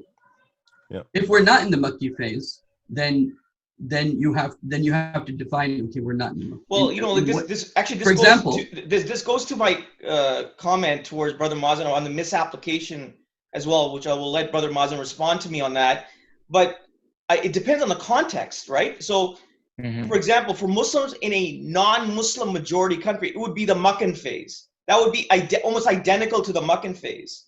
For Muslims in a Muslim majority country, where the Muslim leader is not implementing with Sharia, that's a totally different phase. It's not the Makkan phase. Anyways, go ahead, Brother Mazin, go ahead. Yeah. So just to clarify a couple of things. First of all, in order to understand, so that's why whenever you're like really at the baseline of it, when you're trying to perform ijtihad on something, you have to know the question you're asking first. The question is what defines the ijtihad. So when you talk about under a khilafah and the ruler starts implementing other than Islam or is unjust, the question then becomes, in the first case of an unjust ruler, how do I rectify an unjust ruler? And then you look at the hukam. So you have to ask, like, what question am I asking Allah Azza wa Jal? Ya Allah, how do I correct an unjust ruler who implements Islam? Second question is, oh Allah, how do I correct a khalifa who's starting to implement other than Islam? Or a khalifa who's been implementing other than Islam for a while? How do I deal with that? And the third question is, oh Allah, how do I reestablish the khilafah? Because the problem is that if you go and rectify a ruler and you don't have a khalifa, or a khilafah, sorry, it's nonsense. You go, okay, I go and correct Erdogan. He's a nice guy. I go and he starts implementing Islam. Until what? Oh, okay, so the actual question is, how do I get to a khilafah? It doesn't matter about correcting him. I'm not correcting one thing or two things or 10 things. I'm correcting the entire system. I'm no longer correcting the ruler. The whole system doesn't exist. Okay, so Brother Mazin, I'm going to jump in because you've kind of ignited a very, very pressing topic here, and which is totally relevant, right, in our today's time. You know what? The scholars of Hizb Tahrir, I would say they have done the only work in terms of articulating and giving a picture of what the Islamic system looks like, in terms of drafting what the systems of Islam would look like. Amazing job. Now, let me give you a hypothetical scenario, okay? You got leaders of certain groups, and only a handful or less than a handful of groups calling for Khilafah. They come together, they approach a leader like Erdogan, say, listen, as a Muslim, a leader of a Muslim majority state, it is obligation of you to implement Khilafah. We got the draft systems all in place. Here it is. You're ready to implement. He says, screw you, go back. You come back. Now you have to decide what to do. He has You denied. come to Sheikh Omar then. He is rejected. He's rejected to rule by Islam, and he wants to continue to rule by kufr. Now, based on the Sunnah and what the Prophet says, it looks like the Prophet has given leeway. Now we'll have to look at an organized way of resisting and taking over the government and having a new military to establish the Islamic State. What is your response to that, Brother Mazin? If you look at the context of all the hadith, they all refer to fighting the ruler and not the entire system. Well, I'm not talking about fighting the entire system, but obviously there's a few that have power, right? Obviously, you'll have to confront them. True, and what I'm saying though is that when you, as I said, what you're looking at is the question of accounting and fighting the ruler versus establishing an entire system. The problem is that the Prophet ﷺ, when he was in Mecca, he was in a position of not having a system.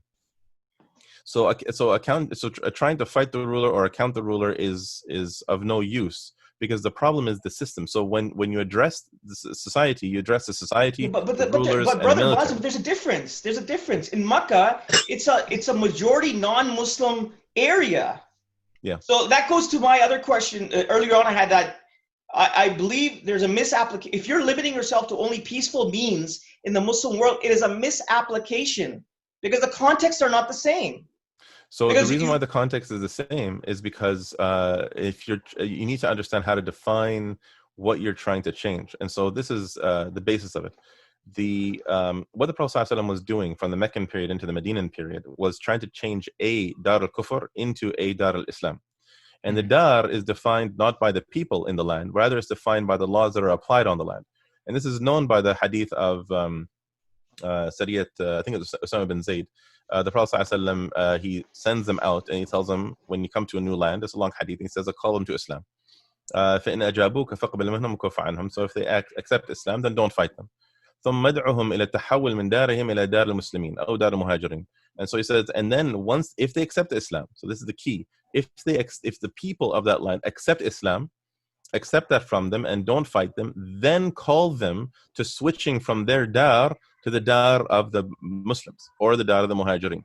Which means that it doesn't matter if they're all Muslims or if they're all kuffar. That doesn't change anything. You have to ask them to switch their land and basically come under the authority of the Prophet ﷺ and the Muslims, and to become part of Dar al-Muhajirin, Dar al-Muslimin. ثم أخبرهم أنهم إن فعلوا ذلك فلهم ما للمهاجرين أو المسلمين وما على المهاجرين أو المسلمين. So, and tell them that if they were to do so, then they would have all the rights and all the responsibilities of the believers. And if they don't, then they would be treated like Arab, like foreigners, and the ahkam would still apply to them, but they would not have basically anything from the wealth of the state and so on. And like I said, the hadith is long. Yeah, but in that regard, thanks for sharing that. But in that regard, then they will be liable. They will be liable to be, say, to be fixed, right? To be liberated by the Muslims to implement Islam. I think we're mixing here like two different things. I think kind of going back to it, the context is very important. If you don't mind, let me change the context a little bit. Yeah, sure. Let's say the Muslim population, forget about any population. Let's say they want to have less taxes. Okay, a country wants to have less taxes. Let's say the taxes are 80%, and they want to have taxes less than that, 20%, 10%. Right? Because social change is social change. Okay? And social change has to do with the sunnahs of Allah subhanahu wa ta'ala. إِنَّ اللَّهَ لَا يُغَيْرُ مَا بِقَوْمٍ حَتَّى يُغَيْرُ مَا بِأَنفُسِهِمْ. Allah doesn't change a people until they change themselves. And there have been many examples in history of social change. Whether it was French Revolution, whether it was the Russian Revolution, whether it was the revolution of the Prophet, whether, so all these different social changes, they all matter. They all have it because Allah allowed that change to occur, right? So while the seerah is a guiding principle in terms of specifics, but social change in general can be allowed by any means that social change is done. Meaning social change occurs in when you study social change in any environment, in any, like for example, let's take the U.S. for example. You know, the social change that's occurred here when it comes to gays and lesbians, they took certain steps, right? Certain procedures that changed the whole culture to accept something that wasn't there. So the point is, you will find those steps in the seerah of the Prophet. They may be less steps than the Prophet took, but some basic things will be there, always, in the seerah of the Prophet. Then you can also, so you have the seerah of the Prophet, you can compare the seerah of the Prophet to other social changes, okay? Because Allah is the one that allows social change to happen. As a general principle within Quran, meaning Allah subhanahu wa ta'ala is the one that does it.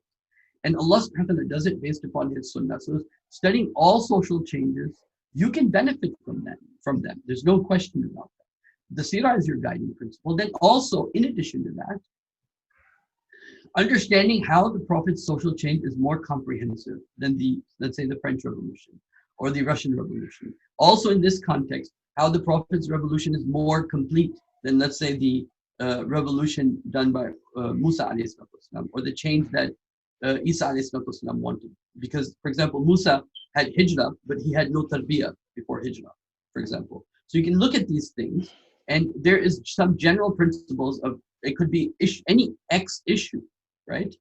You can say, let's say it's about taxes. You can still say, okay, well, let's approach the military. Okay, that's a good way.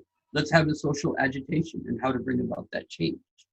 I think that we have to understand that a lot of what we're talking about is not necessarily fixed. A lot of what we're talking about is within the realm of mubah or jaiz, number one. And a lot of it is just allowed, meaning Allah subhanahu wa ta'ala doesn't say don't do something, which means that it's allowed, okay? Especially in the issues of mu'amalat, okay? So if something is not prohibited, like for example, let's say somebody says, I want to bring the Islamic State by writing books. Well, it's not going to work. We agree upon that, but it's not haram. It's not haram for him to write books, convincing people to write books and say that this is the specific methodology this person's going to take. Yeah, Marx wrote Das Kapital, and that changed the world. It could happen. It is possible for somebody. Imam Ghazali wrote his book, Tahrir al-Falasifa, changed the Muslim world. You know, so it is, you have, in terms of adapting means for social change, right? You could generally look at any process of social change and how successful it's been. But then now you're looking also, especially for Khilafah, bringing the Khilafah, you're also looking in, because who was a better social reformer than Prophet Muhammad sallallahu alaihi wasallam, right? So we're also looking at his seerah. Now, you will extract that aspect that is common between the Quran and the seerah. First, that you will take that as your guiding principles. Then you're going to have to weigh between what the Prophet did in his time versus the social changes, how they occur in your time. And you're going to have to balance that out. Mm-hmm. No, actually, I would I just want to add a couple more points, and then I would actually want Brother Mazin to answer Zishan's point, and then kind of refer back to you, Sheikh Omar. So, I mean, I think what I was trying to say was the context obviously is very different. As an example, if I may extend an analogy, that to actually choose a Khalifa, you have 3 days, right? Shari'ah obligation is 3 days. You have to choose a Khalifa within 3 days. But since 1924, we don't have a Khalifa. So now when the Khalifa comes into existence, or the Khilafah state comes into existence, we're not going to go back to the Shura, right? And actually, give them 3 days, because it has to get implemented, -1. Right? And so you can't say that, well, okay, you want to actually, have a Khilafah state, but no, we have to go through the Shura process to actually elect a Khalifa. That rule would not apply in today's context, right? That would only apply if you already have an existing Khilafah state. Then you can actually go and refer to that injunction and basically, try to create a case that, oh, you know what, you can't just, choose whatever you want. You have to have a consultation, the shura, and the whole 9 yards. And that's a process we have to follow. So I think, Zishan, kind of answering, to your question, adding on to what Brother Mazin had said before, that yes, if we had the Khilafah and the Khalifa was basically, not implementing Islam, then obviously I think, whatever you've said, it completely applies. But if we don't have the whole system in place, let it be, 99% Muslim majority country as Pakistan as an example, right, and the rulers being Muslims, that's completely different or in contrast to the to having a Khilafah state with even actually 10 Muslims and maybe 20,000 non-Muslims. Let's say the whole Khilafah state has 29,000 population, and out of that you only have 1,000 Muslims and 28,000 non-Muslims. That would still apply. Whereas if you just completely go opposite, it would not apply because you don't have the structure in place to actually apply that ahkam. Brother Mazin, I will let you. Brother Ali, what makes up society, right? It makes society is made up of people and their thoughts and their views and Right. where they stand, right? Right. So society is a reflective of what people's ideas are, right? So what essentially you're saying is that we have to treat the Muslim majority countries as they're all, or more or less, generally they're kafirs, and that's how we can apply. And then the application becomes identical to the no. So what I'm saying is, So what I'm saying is, I completely agree with you. What I'm saying is that society as a whole, which is basically and obviously based on the ideas and the thoughts, but it's also made up of systems and social structures as well. That's kufr. Society as a whole is kufr. It's deserving of the azab, right? But individually, we are all Muslims. No, over here, I also want to add, brother, just to make a clarification. We are legally Muslims because we have professed it with our mouths. Right. But Iman has not entered our hearts, which is the difference. When people accepted Islam in Makkah, for example, they didn't only protest it with their lips. It wasn't just lip service. They also believed it in their hearts. Today, all of the mind, the makeup, the mental makeup is all foreign. But your culture is Islam. Part of your culture is Islam. Okay, I'm gonna go back to Brother Mazin. I would like you to answer that I'm saying it seems that what you propose, limiting yourself to peaceful methods in the Muslim world, as the Muslim majority world, is a misapplication of the Prophet's method. Please answer. Yep. So a few things. First of all, when it comes to, so let's start with this one thing. Again, there's a lot of, it's difficult to simplify this because it's the difficulty is sorry, give me one quick second. My wife is messaging me. So let's look at in order to understand the nuance of the evidences that are speaking about when you have a Khilafah and fighting the ruler and so on. Maybe, and I don't like doing this too much, but this is one way to kind of draw your attention to what we're really talking about here. The ahkam of Allah Azza wa Jal always are perfect. When you apply them, they close all the doors and they fix all the problems, even problems you never even knew even existed. So let's look what happens if you were today to apply the fighting the rulers thing in the modern context. Let's say you successfully overthrow the rulers. Before Hizb Tahrir had spent 60 plus years forming public opinion and calling for the Khilafah. And so remove all the work that we've done. Go back to 1953, where the Ummah loves Kulthum. We talked about this. They love, they love the rulers. They love Jamal Abdel Nasser. They love Saddam Hussein. When he first came, my family had a picture the size of this wall, basically, or half this wall on in our living room of Saddam Hussein. So the Arab socialism was like the flavor of the decade. So let's talk about that, that period. And let's say you fight the ruler, you remove him, you remove the elite, you get the military on your side, the military becomes, I don't know, somehow magically they accept Islam, and now you have a population that would rather die than live under your rule. So the people don't, so first of all, how do you even get there? How do you even get to the point where you have, so okay, let's say you do phase one, you form a group and you call for ideas and people reject them, and then you get somehow weapons, and then you go and fight the ruler. Okay, so you fight the ruler, now you've skipped over public opinion. You've skipped over public opinion for the way of life. You skipped over public opinion for You can't have a grassroots movement without public opinion. Exactly. Well, no, you can start with a grassroots movement, but then you're working towards public opinion. But still, you didn't get a public opinion in favor of living according to Islam. You didn't get public opinion in terms of rejecting the system and the rulers. So people still love Arab socialism. They still love Jamal Abdel Nasser. And you got the military. Let's say somehow you skipped the Talab Nusra. And now you want to start imposing that on society. You're going to have a bit of a problem.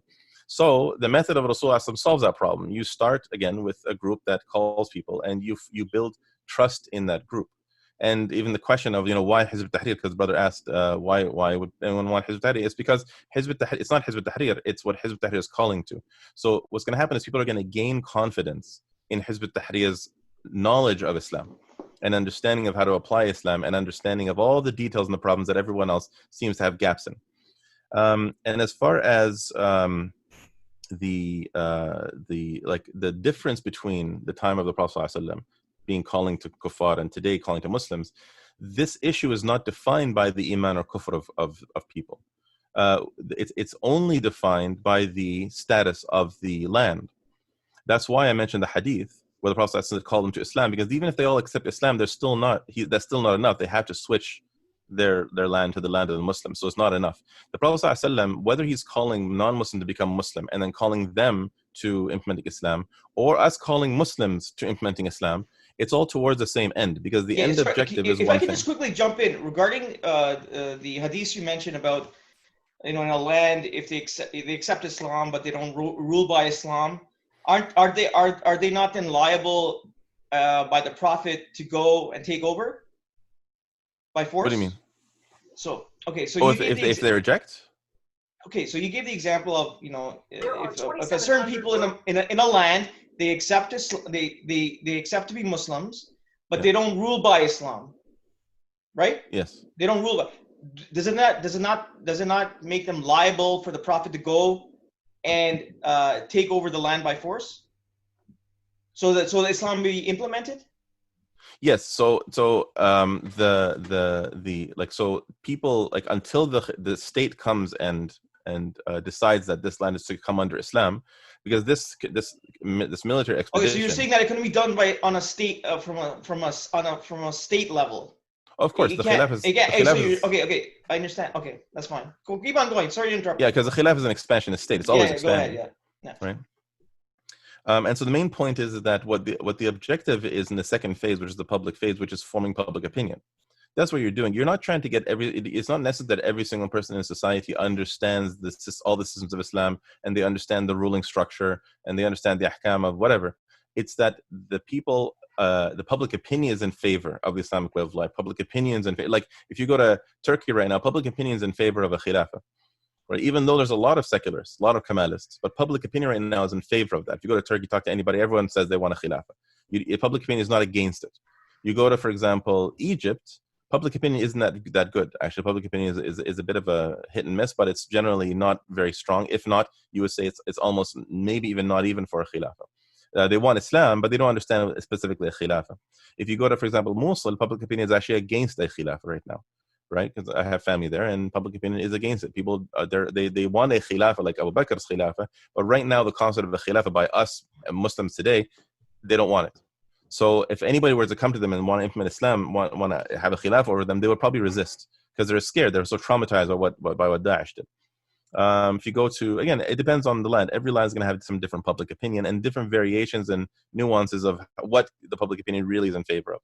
But that's the responsibility of the Dawah group, or the groups that are working towards reestablishing the Khilafah. Their job is to establish public opinion based on awareness of the ahkam, of the political reality, and so on. They understand, they have a good basic understanding of what Islam is. They have a good understanding of what isn't Islam.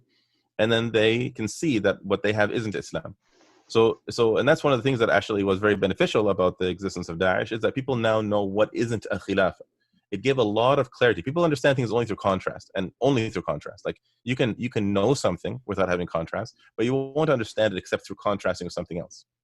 If I say that, A17 is the best brand, well, okay, I know that now, but compared to what? And I say A17 is the best brand. It's the best brand of computer monitor compared to like Dell or something. Then, okay, now you have something to okay, I get it. Okay, I understand now. Okay, now this new brand is better. So through contrast, and that's why when you look at, like, for all these years, you call it the Khilafah, and people say, okay, so we want a Khilafah. But when you have somebody go up and make a complete disaster of it, everyone says, okay, well, this is not a Khilafah. Or they might see some good in it and say, okay, well, these things are, I can see this in the evidences, and I can see this is a Khilafah, but this other stuff isn't.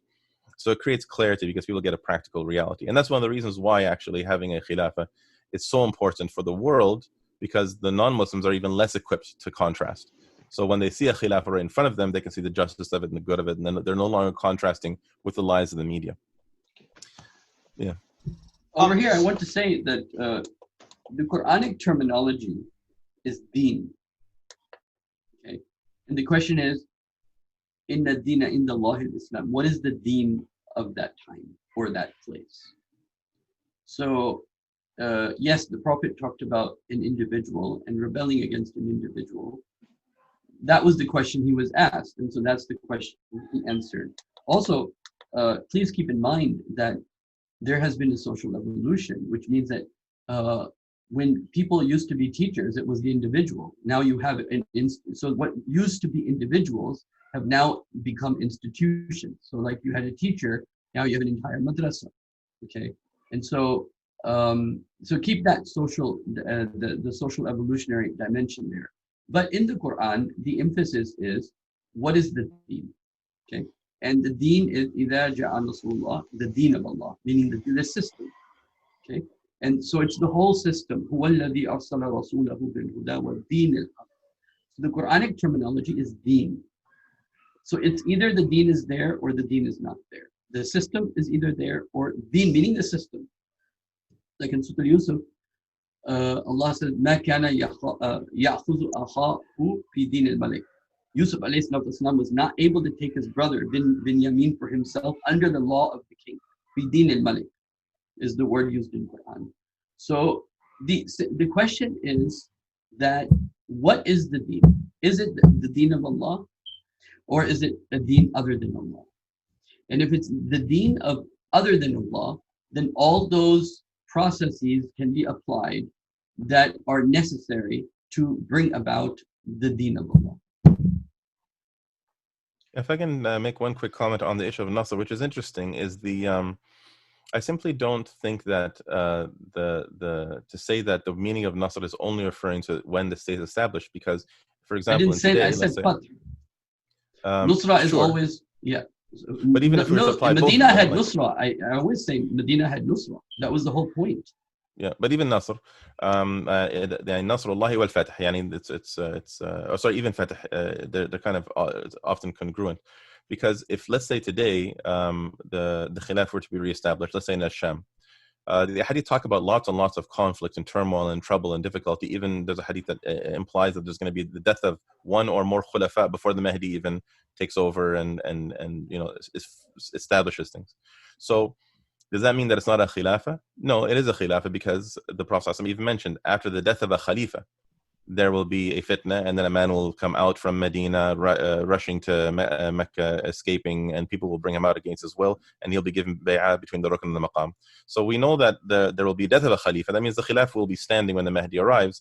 And so there's nothing wrong with saying that there will be turmoil, and let's say the area of Sham will be constantly a state of war and fighting this and fighting that. There's no stability until, for example, the Khilafah defeats somebody in particular. And let's say it's the United States, and we're all saying that until we defeat the United States, which would be a difficult thing to apply, because then we'd have to go all the way to the United States and take over Washington. But still, the point is, whoever the main enemy is that we're fighting at that point in time, and who is considered the Fatih, it doesn't mean that we don't have a Khilafah prior to that. We would have a Khilafah, but we would be fighting for stability as a khilafah, because when the khilafah is reestablished, it will be reestablished, and it will not have stability in the beginning. It will be constantly a state of war, and at that point, somebody might come to the Khalifa and say, how long are we going to be remaining in the state of war? Is Allah Azza not going to give us stability?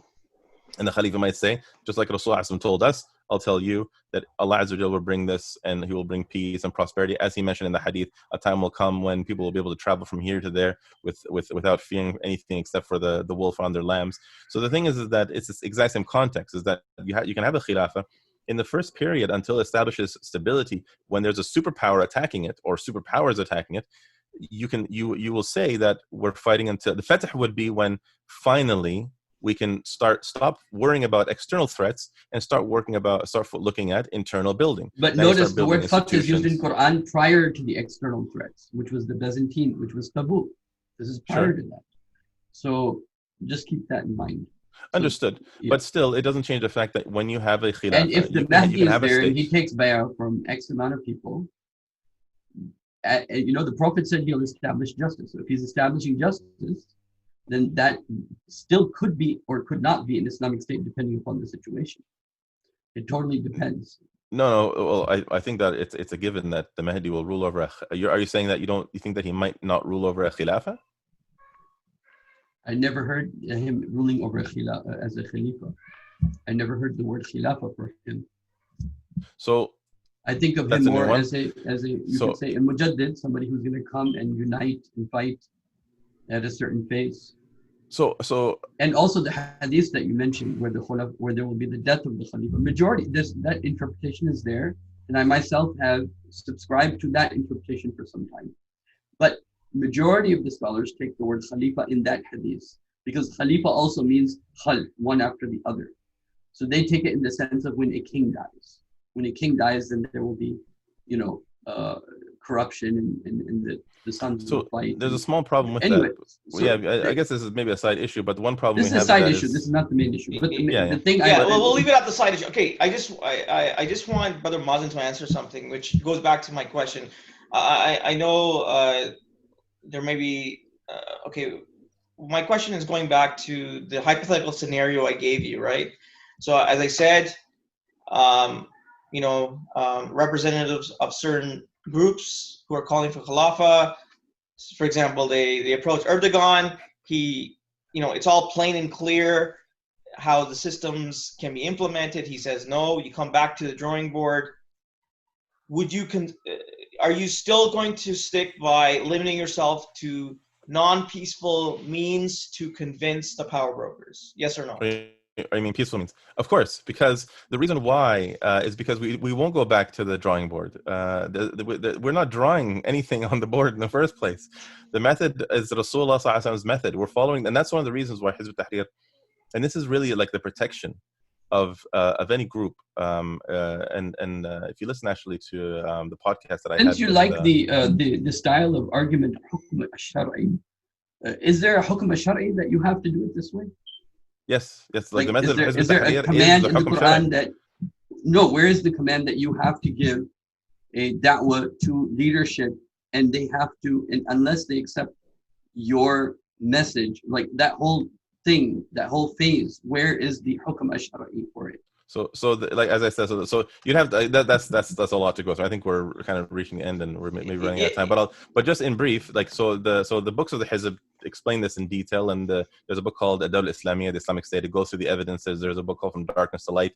There's a big book that's like around 500 pages, written by Salama Abu Malik. He wrote, which details all the evidences and the qara'in. So it just like if somebody were, I remember back in the late 90s, early 2000s, brothers used to ask me, where in the Quran does it say if there was no khilaf, we have to reestablish it?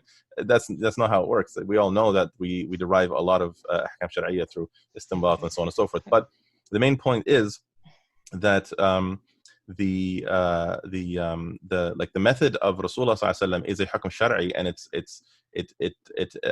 and so as I mentioned, like if you were to listen to the podcast that I had with so let me give you an example. One second, let me just make this point. Let me just make this point quickly. So with the Mad Mamluks, we talked about there's three things that you must have in a group in order for that group to be successful.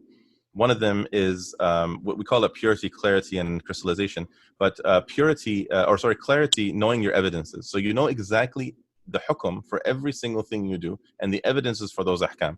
The second thing is that purity, which is every single thing you do and you call for, and all the beliefs you carry and the concepts you carry, you know for a fact that it's not from outside of Islam, which means that you have to fully understand all of the opposing systems, all the like capitalist system, the socialist system. You must understand them in detail so you know that you're not being affected by anything from them. And crystallization means that you understand exactly how to apply it in a practical way today in every possible scenario that at least you can be prepared for. And so the biggest process, that's one of the things that makes Hizb Tahrir unchanging, alhamdulillah, is that our method is not taken from our own drawing board, as you mentioned. Rather, we've gone back to the text of the Quran and Sunnah. But when I say, sorry, Brother Mazin, when I say drawing board, I mean drawing board from looking at the Quran and Sunnah and seeing if there is another way in this current situation or given situation. I didn't mean going back to drawing board. I was just saying that as a bit of a joke. That's all. Yeah.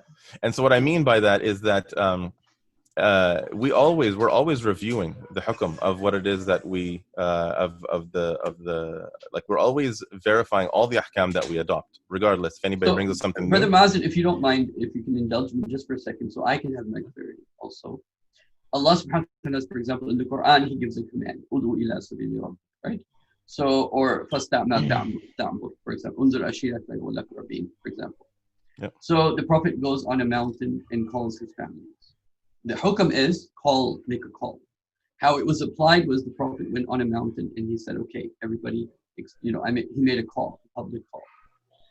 Now, here is an example of there's a hukam and then there is a certain way the Prophet did it.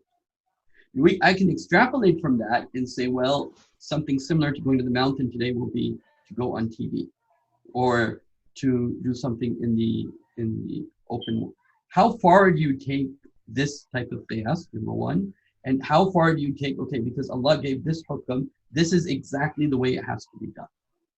Yeah, so the first of all, I guess the principle is al-ibra bi'umum al-lafz la bi khusus al-sabab. So when you take a particular evidence, it's by how general the command is and not the specific instance it was revealed upon.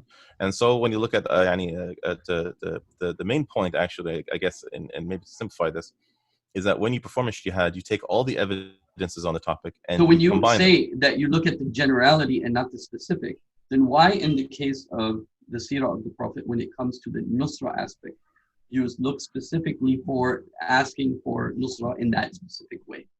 That's not exactly what I said. When I say so, you don't look at I'm not saying you don't look at the specific. Of course, you lots of ahkam sharia are specific. What I mean is that when you identify the command by the generalness. So if there's ahkam, like lots of ahkam jihad were revealed specifically for Quraysh, but you can't restrict it only for Quraysh because the command is general. يعني وقاتلهم and so on and so forth. So you don't say, well, this is only referring to so the context is, well, the generals of the topic, but not only of Quraysh. Now you say, okay, you fight anybody who this might apply to. But when it comes to forming the method and seeing Rasul, for example, Rasul going on the mountain or all these sorts of things, the first thing you have to do is identify the separation between what is the method and what are the styles and the means. Styles and means we can make up as we go along. For example, we have to call people to Islam. We can do it through paper or magazines or internet, video, audio. So these are all styles and means. But the hukam is you need to, as I said, form a group. You have to call for public opinion towards the ideas. You have to call for public opinion towards rejecting the system, and you have to call and the rulers, and you have to call for public opinion with seeking nusra and then implementing Islam fully. Now, how this is derived, this is maybe too big of a topic for us to go through it now. If you take it in its general, then cannot it apply to more than one thing or more than one method of seeking nusra? Of course. So, and like I said, this is because this is an issue of ijtihad. We'd have to sift through the evidences and very specifically go through. Well, but where when you does it say apply, this is where an doesn't issue of apply? ijtihad, you're also then saying there could be other ijtihad, right?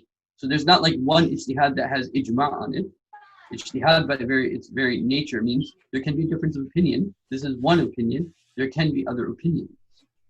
Like, for example, Yes. I have an opinion, right? I could be wrong, I could be right. If the ijtihad is right, double the reward. If the ijtihad is wrong, you still get reward. But there can be more than one opinion when it comes to the issue of ijtihad. Yes, and so that's why when it comes to the issue of when it comes to the issue of ijtihad, only one opinion is correct. All the other opinions are incorrect, although they're valid. So that's why يعني if إذا أصاب فله أجران وإذا أخطأ فله أجر. So we know that if somebody performs ijtihad, and there's isaba, there's the if you reach the correct opinion, you get double the ajr, and if you come to any wrong opinion, as long as you perform a valid ijtihad, then you get one ajr because you tried.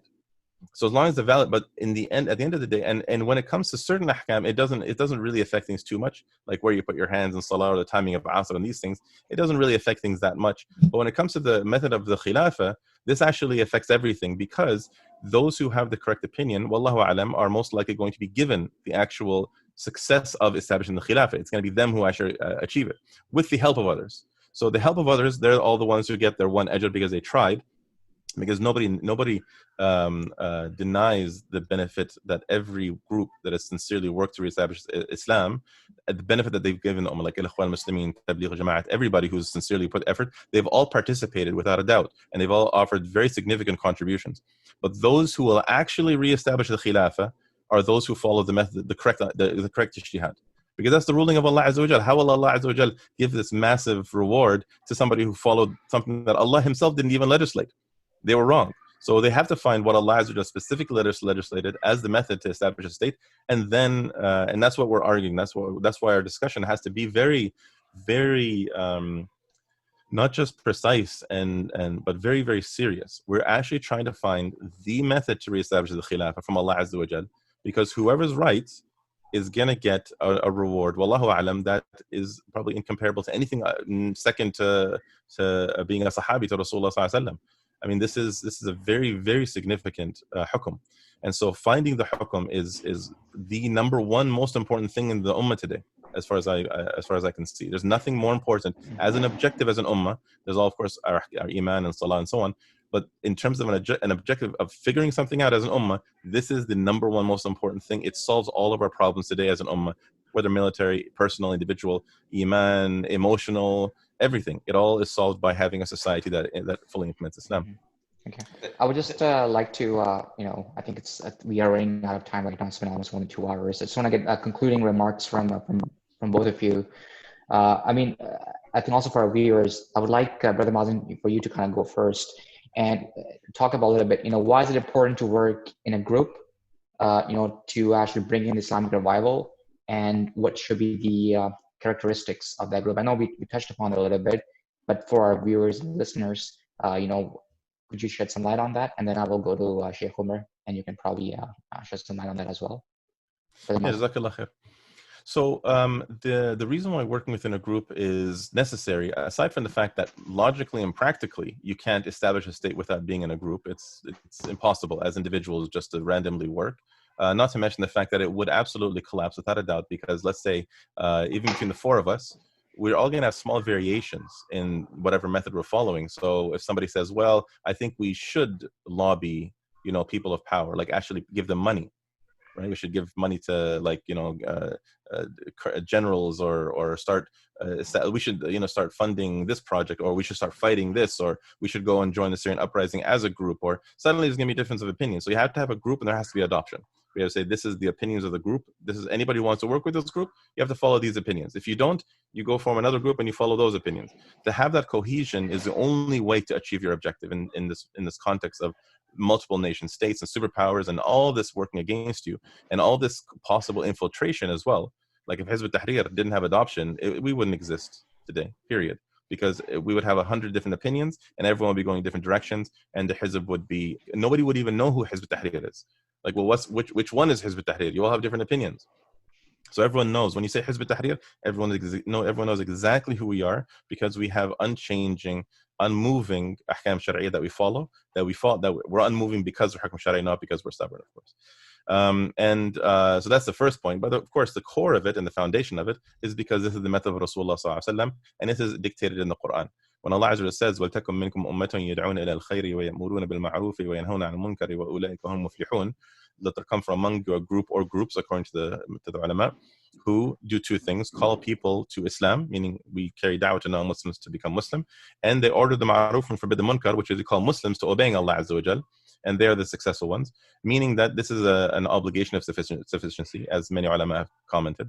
And so the work of this group, because when you think about, okay, so if you need a group in order to bring about political change, and Allah has obligated the existence of groups that do this, that's what this group is doing. We're ordering the ma'ruf and we're forbidding the munkar when it comes to the implementation of Islam and societal issues and so on. And therefore, it's part of Rasulullah sallallahu alaihi wasallam's method. Not to mention that Rasulullah sallallahu alaihi wasallam himself formed the group, and he cultured them, and he led them as a group, and they had specific, of course, there's no adoption then except for Islam because he was the Prophet sallallahu alaihi wasallam. But in a modern context, we're going to have differences, and therefore the Amir is the one who's going to adopt. And that's why إِنَّمَا جُعِلَ الْإِمَامِ لِيُؤْتَمَّ بِهِ. Right, and the Imam was assigned to be followed.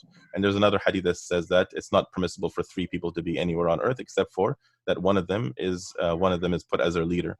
and therefore you have to have a leader for any group that you have. So all these, and there's many other like things that all are intertwined and interlinked, and you notice that again, Islam is very cohesive, and it solves the problems that we may face even before we even know they even exist. So working to reestablish the Khilafah is necessarily a group effort, and there are ahkam shari'ah related to the group, such as having an amir and having adoption and so on. And as I mentioned, there are those three things that the group must absolutely have, and the group must actively produce this in everybody who joins, which is the purity, clarity, and crystallization, which is the knowing your evidences for everything you do that you say is hukm shari, and knowing the permissibility of everything that you do that you're saying is part of styles and means. And then you have the purity, which is knowing all foreign ideas that exist in your environment and in the, kind of like the arena that you're struggling in, and making sure that nothing that you are carrying, such as saying democracy, using the word freedom, using the word women's rights or human rights, or calling for a solution based on some sort of nationalistic grounds, rejecting all these things because you know that they're not from Islam. So you've purified yourself of all foreign ideas and concepts and systems. And then you have crystallization, which is that when somebody asks you, now not maybe a new member or something like that, but somebody who is a representative of this da'wah, asks you questions. How will you apply this, and how will you deal with this, and how will you deal with these borders or these companies or these, like, how will you deal with all these hotels around Mecca? You have to have an answer for these things. So crystallization, you know how to apply the ruling system, the economic system, the social system, foreign policy, education policy, the hudud, how the details of how do you deal with, well, what if people reject wearing hijab? How do you deal with that? What if people are hungry but they, how do you implement the hudud? You need to know the answers for all these things. So once you have the crystallization, and of course with Hizb Tahrir primarily, you'll find that crystallization in our books, but also in the members, in the senior members who are experienced and know how to answer these questions. The leadership of the Hizb knows exactly how to apply the whole of Islam. So you have these three components, and every group needs to have this. So every group has to ask themselves, do we have an answer for every single bit and piece that we call for? Evidences, we know the foreign systems, and we know how to apply it in practical reality. If there's a missing component, that has to get fixed, because that means the group won't last. And that's why all other groups have failed. Just as a last point, Sheikh Taqi wrote a book called Al-Takatul Al-Hizbi, which is party structure. And it's the second book that everybody studies in Hizb Tahrir when they join Hizb Tahrir. So everybody who's in Hizb Tahrir has studied this book, except for those who haven't gotten to it yet. And so in this book, we talk about forming a Hizb, a group, because it's extremely important to understand how to do this. Otherwise, you will compromise on your method. You will start changing over time, and you will fail at some point in time, whether it's because of a problem with your evidences, a problem with your being corrupted by foreign influences, or not knowing how to apply it.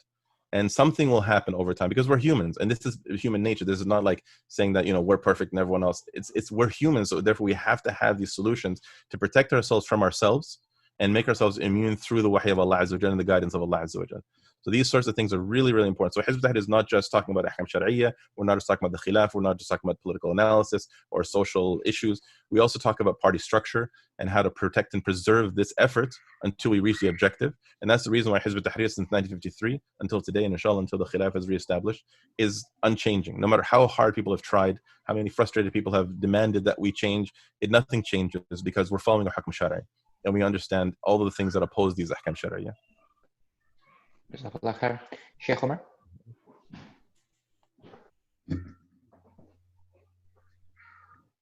The hadith of Hudayfa ibn Imam, he says, كان الناس يسألون رسول الله صلى الله عليه وسلم عن الخير وكنت أسأل عن الشر مخافة أن يدركني. People used to ask the Prophet about the good things, and I used to ask the Prophet about the bad things out of fear that they would come over me. And one of the advices the Prophet gave to Hudayfa was to be in a jama'ah. And he said, what if I don't find a jama'ah? And this, by the way, in Sahih Bukhari. And the Prophet said, go and eat from the roots of the tree till you die. Especially in times that we live in today. If you don't have a jama'ah, then the trends of society will take you in a different direction. It's inevitable. because the lifestyle that Islam calls towards and the lifestyle that is out there, that unless you don't have a group of brothers, guide me to the path of those who you have favored, who you have blessed. So this is the building of a jama'ah, and we pray for it literally every day. The path of those who you have blessed. Guide me to that path. Because when brothers come together, that is the beginning of change. First of all, for the protection of our Imam and keeping our priorities straight, meaning in terms of our priority is the rida of Allah, the happiness of Allah. And then as Allah blesses the jama'ah, if it grows, if it stays small like a little flower, then that's what it is. If it grows and it can do things, it can do da'wah to non-Muslims, and then they join, there's a process. But regardless of success or not success in terms of Khilafah, the benefits of being in a jama'ah, being in a brotherhood. Brother Mazin is in a jama'ah, so he knows that when I say that the type of brotherhood you get with like-minded people, there is absolutely no replacement of that in the entire world. Okay, when you're with people that you agree with and you have a common goal with, you have a common mission with, you have a common dream with, you sit and you talk about that dream, that common destiny, and you're planning together, you're arguing together, whatever that, the type of brotherhood that makes, it's the only alternative. It's like a counterculture. It's the only alternative to everything else that's happening there. So success in the Khilafah movement as such is, in a sense, it's a byproduct. The immediate benefit is that you have now a brotherhood that is a strong protection for you and will protect you in terms of your iman, right? And so I think that in today's world, if brothers are not coming together and forming a jama'ah, then they will, the Prophet said this, the shaitan is with the one who is alone, right? And alaykum bil jama'ah, the Prophet, you have to be with the jama'ah. And yadullahi fawqa al jama'ah, the Prophet said, the hand of Allah is on top of the jama'ah, it has the blessings. And when you are part of a jama'ah, I'm not talking about having, all the right answers. I'm talking about just the benefit of being in a jama'ah, being in a brotherhood. And then listening to the Amir is the ultimate ego crusher. Ask Brother Mazin, he'll tell you that how hard it is for brothers to swallow something that comes from the top that they don't want. Ask him. It's not easy. You have to crush. I know Brother Mazin, many times his ego has probably been crushed into pieces, where you are forced to think, okay, maybe I'll leave this jama'ah. But then Allah keeps you in that jama'ah because your ego has been trained. It clash in the jama'ah is inevitable, whether from the Amir or superiors, or because it's a very personal thing, right? So you, on the one side, have this very personal issue, Khilafah. It's personal. And on the other side, the jama'ah members or something, there's a conflict. It's like, almost like in a sense of marriage. Like, how your wife crushes your ego? Your jama'ah crushes your ego. So now your ego crushed from two different places. And yeah. And so really people, without, whether it is just in the idea of jama'ah, whether it is Tablighi Jama'ah or Tanzeem Islami or Hizb Tahrir, I applaud the brothers who can stick it out in any jama'ah, right? Because it takes a certain maturity to, I'm not talking about the ideas, I'm talking about emotional maturity. Like it takes a certain level of crushing your ego and taming your ego to be in the jama'ah after everything, right? Because it's a very emotional thing, and sometimes things don't go your way.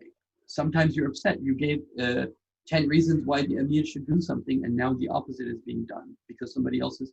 Not everyone's opinion will be listened to. It can never happen. And so jama'ah is great for crushing your ego. It's great for the brotherhood. It's great for iman, and it is a measurement that if your ego is tamed or not. And the Prophet said, sallallahu alaihi wasallam, that what will keep a jama'ah together is if people can keep their lips in control. This is what the Prophet says, the zarwatul sanam, zarwatul sanam of the deen is jihad. And the Prophet then said that the thing that will keep it together is the tongue. Because when you're together and you're fighting together, if you're like speak again, look at what happened in Afghanistan. All different groups just, they couldn't keep it together. The same thing in Chechnya, they couldn't keep it together. It's a lot better to be in a smaller, less powerful, you can say worldly wise, Jama'at, but they can keep it together, right? That Allah will, Allah will say on the Day of Judgment, Aina yatahabbuna li jalali. Where are those people who loved each other for my sake, for my mission, for my cause, right? Allah will love, people don't realize it. People that are together and they stick it out despite everything, because it's so easy, especially with the millennials and this type of new culture. Yeah, I want to do my own thing, right? I just want to be like a nomad, so to say, where it's so hard to stick it out and to be in the Jama'ah and to be under an Amir and to crush your ego and do it and let it be for the sake of Allah, because you're looking at the bigger goal. So that's mine. Zishan, any closing remarks? No, but I don't know. I have a funny feeling you guys are gonna come back on the show sometime again.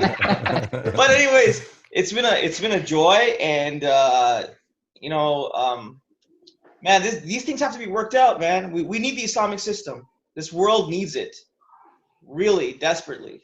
So again, Jazakallah khair for coming on the show and having this ongoing discussion. It is an ongoing discussion, and I thank all the viewers for listening.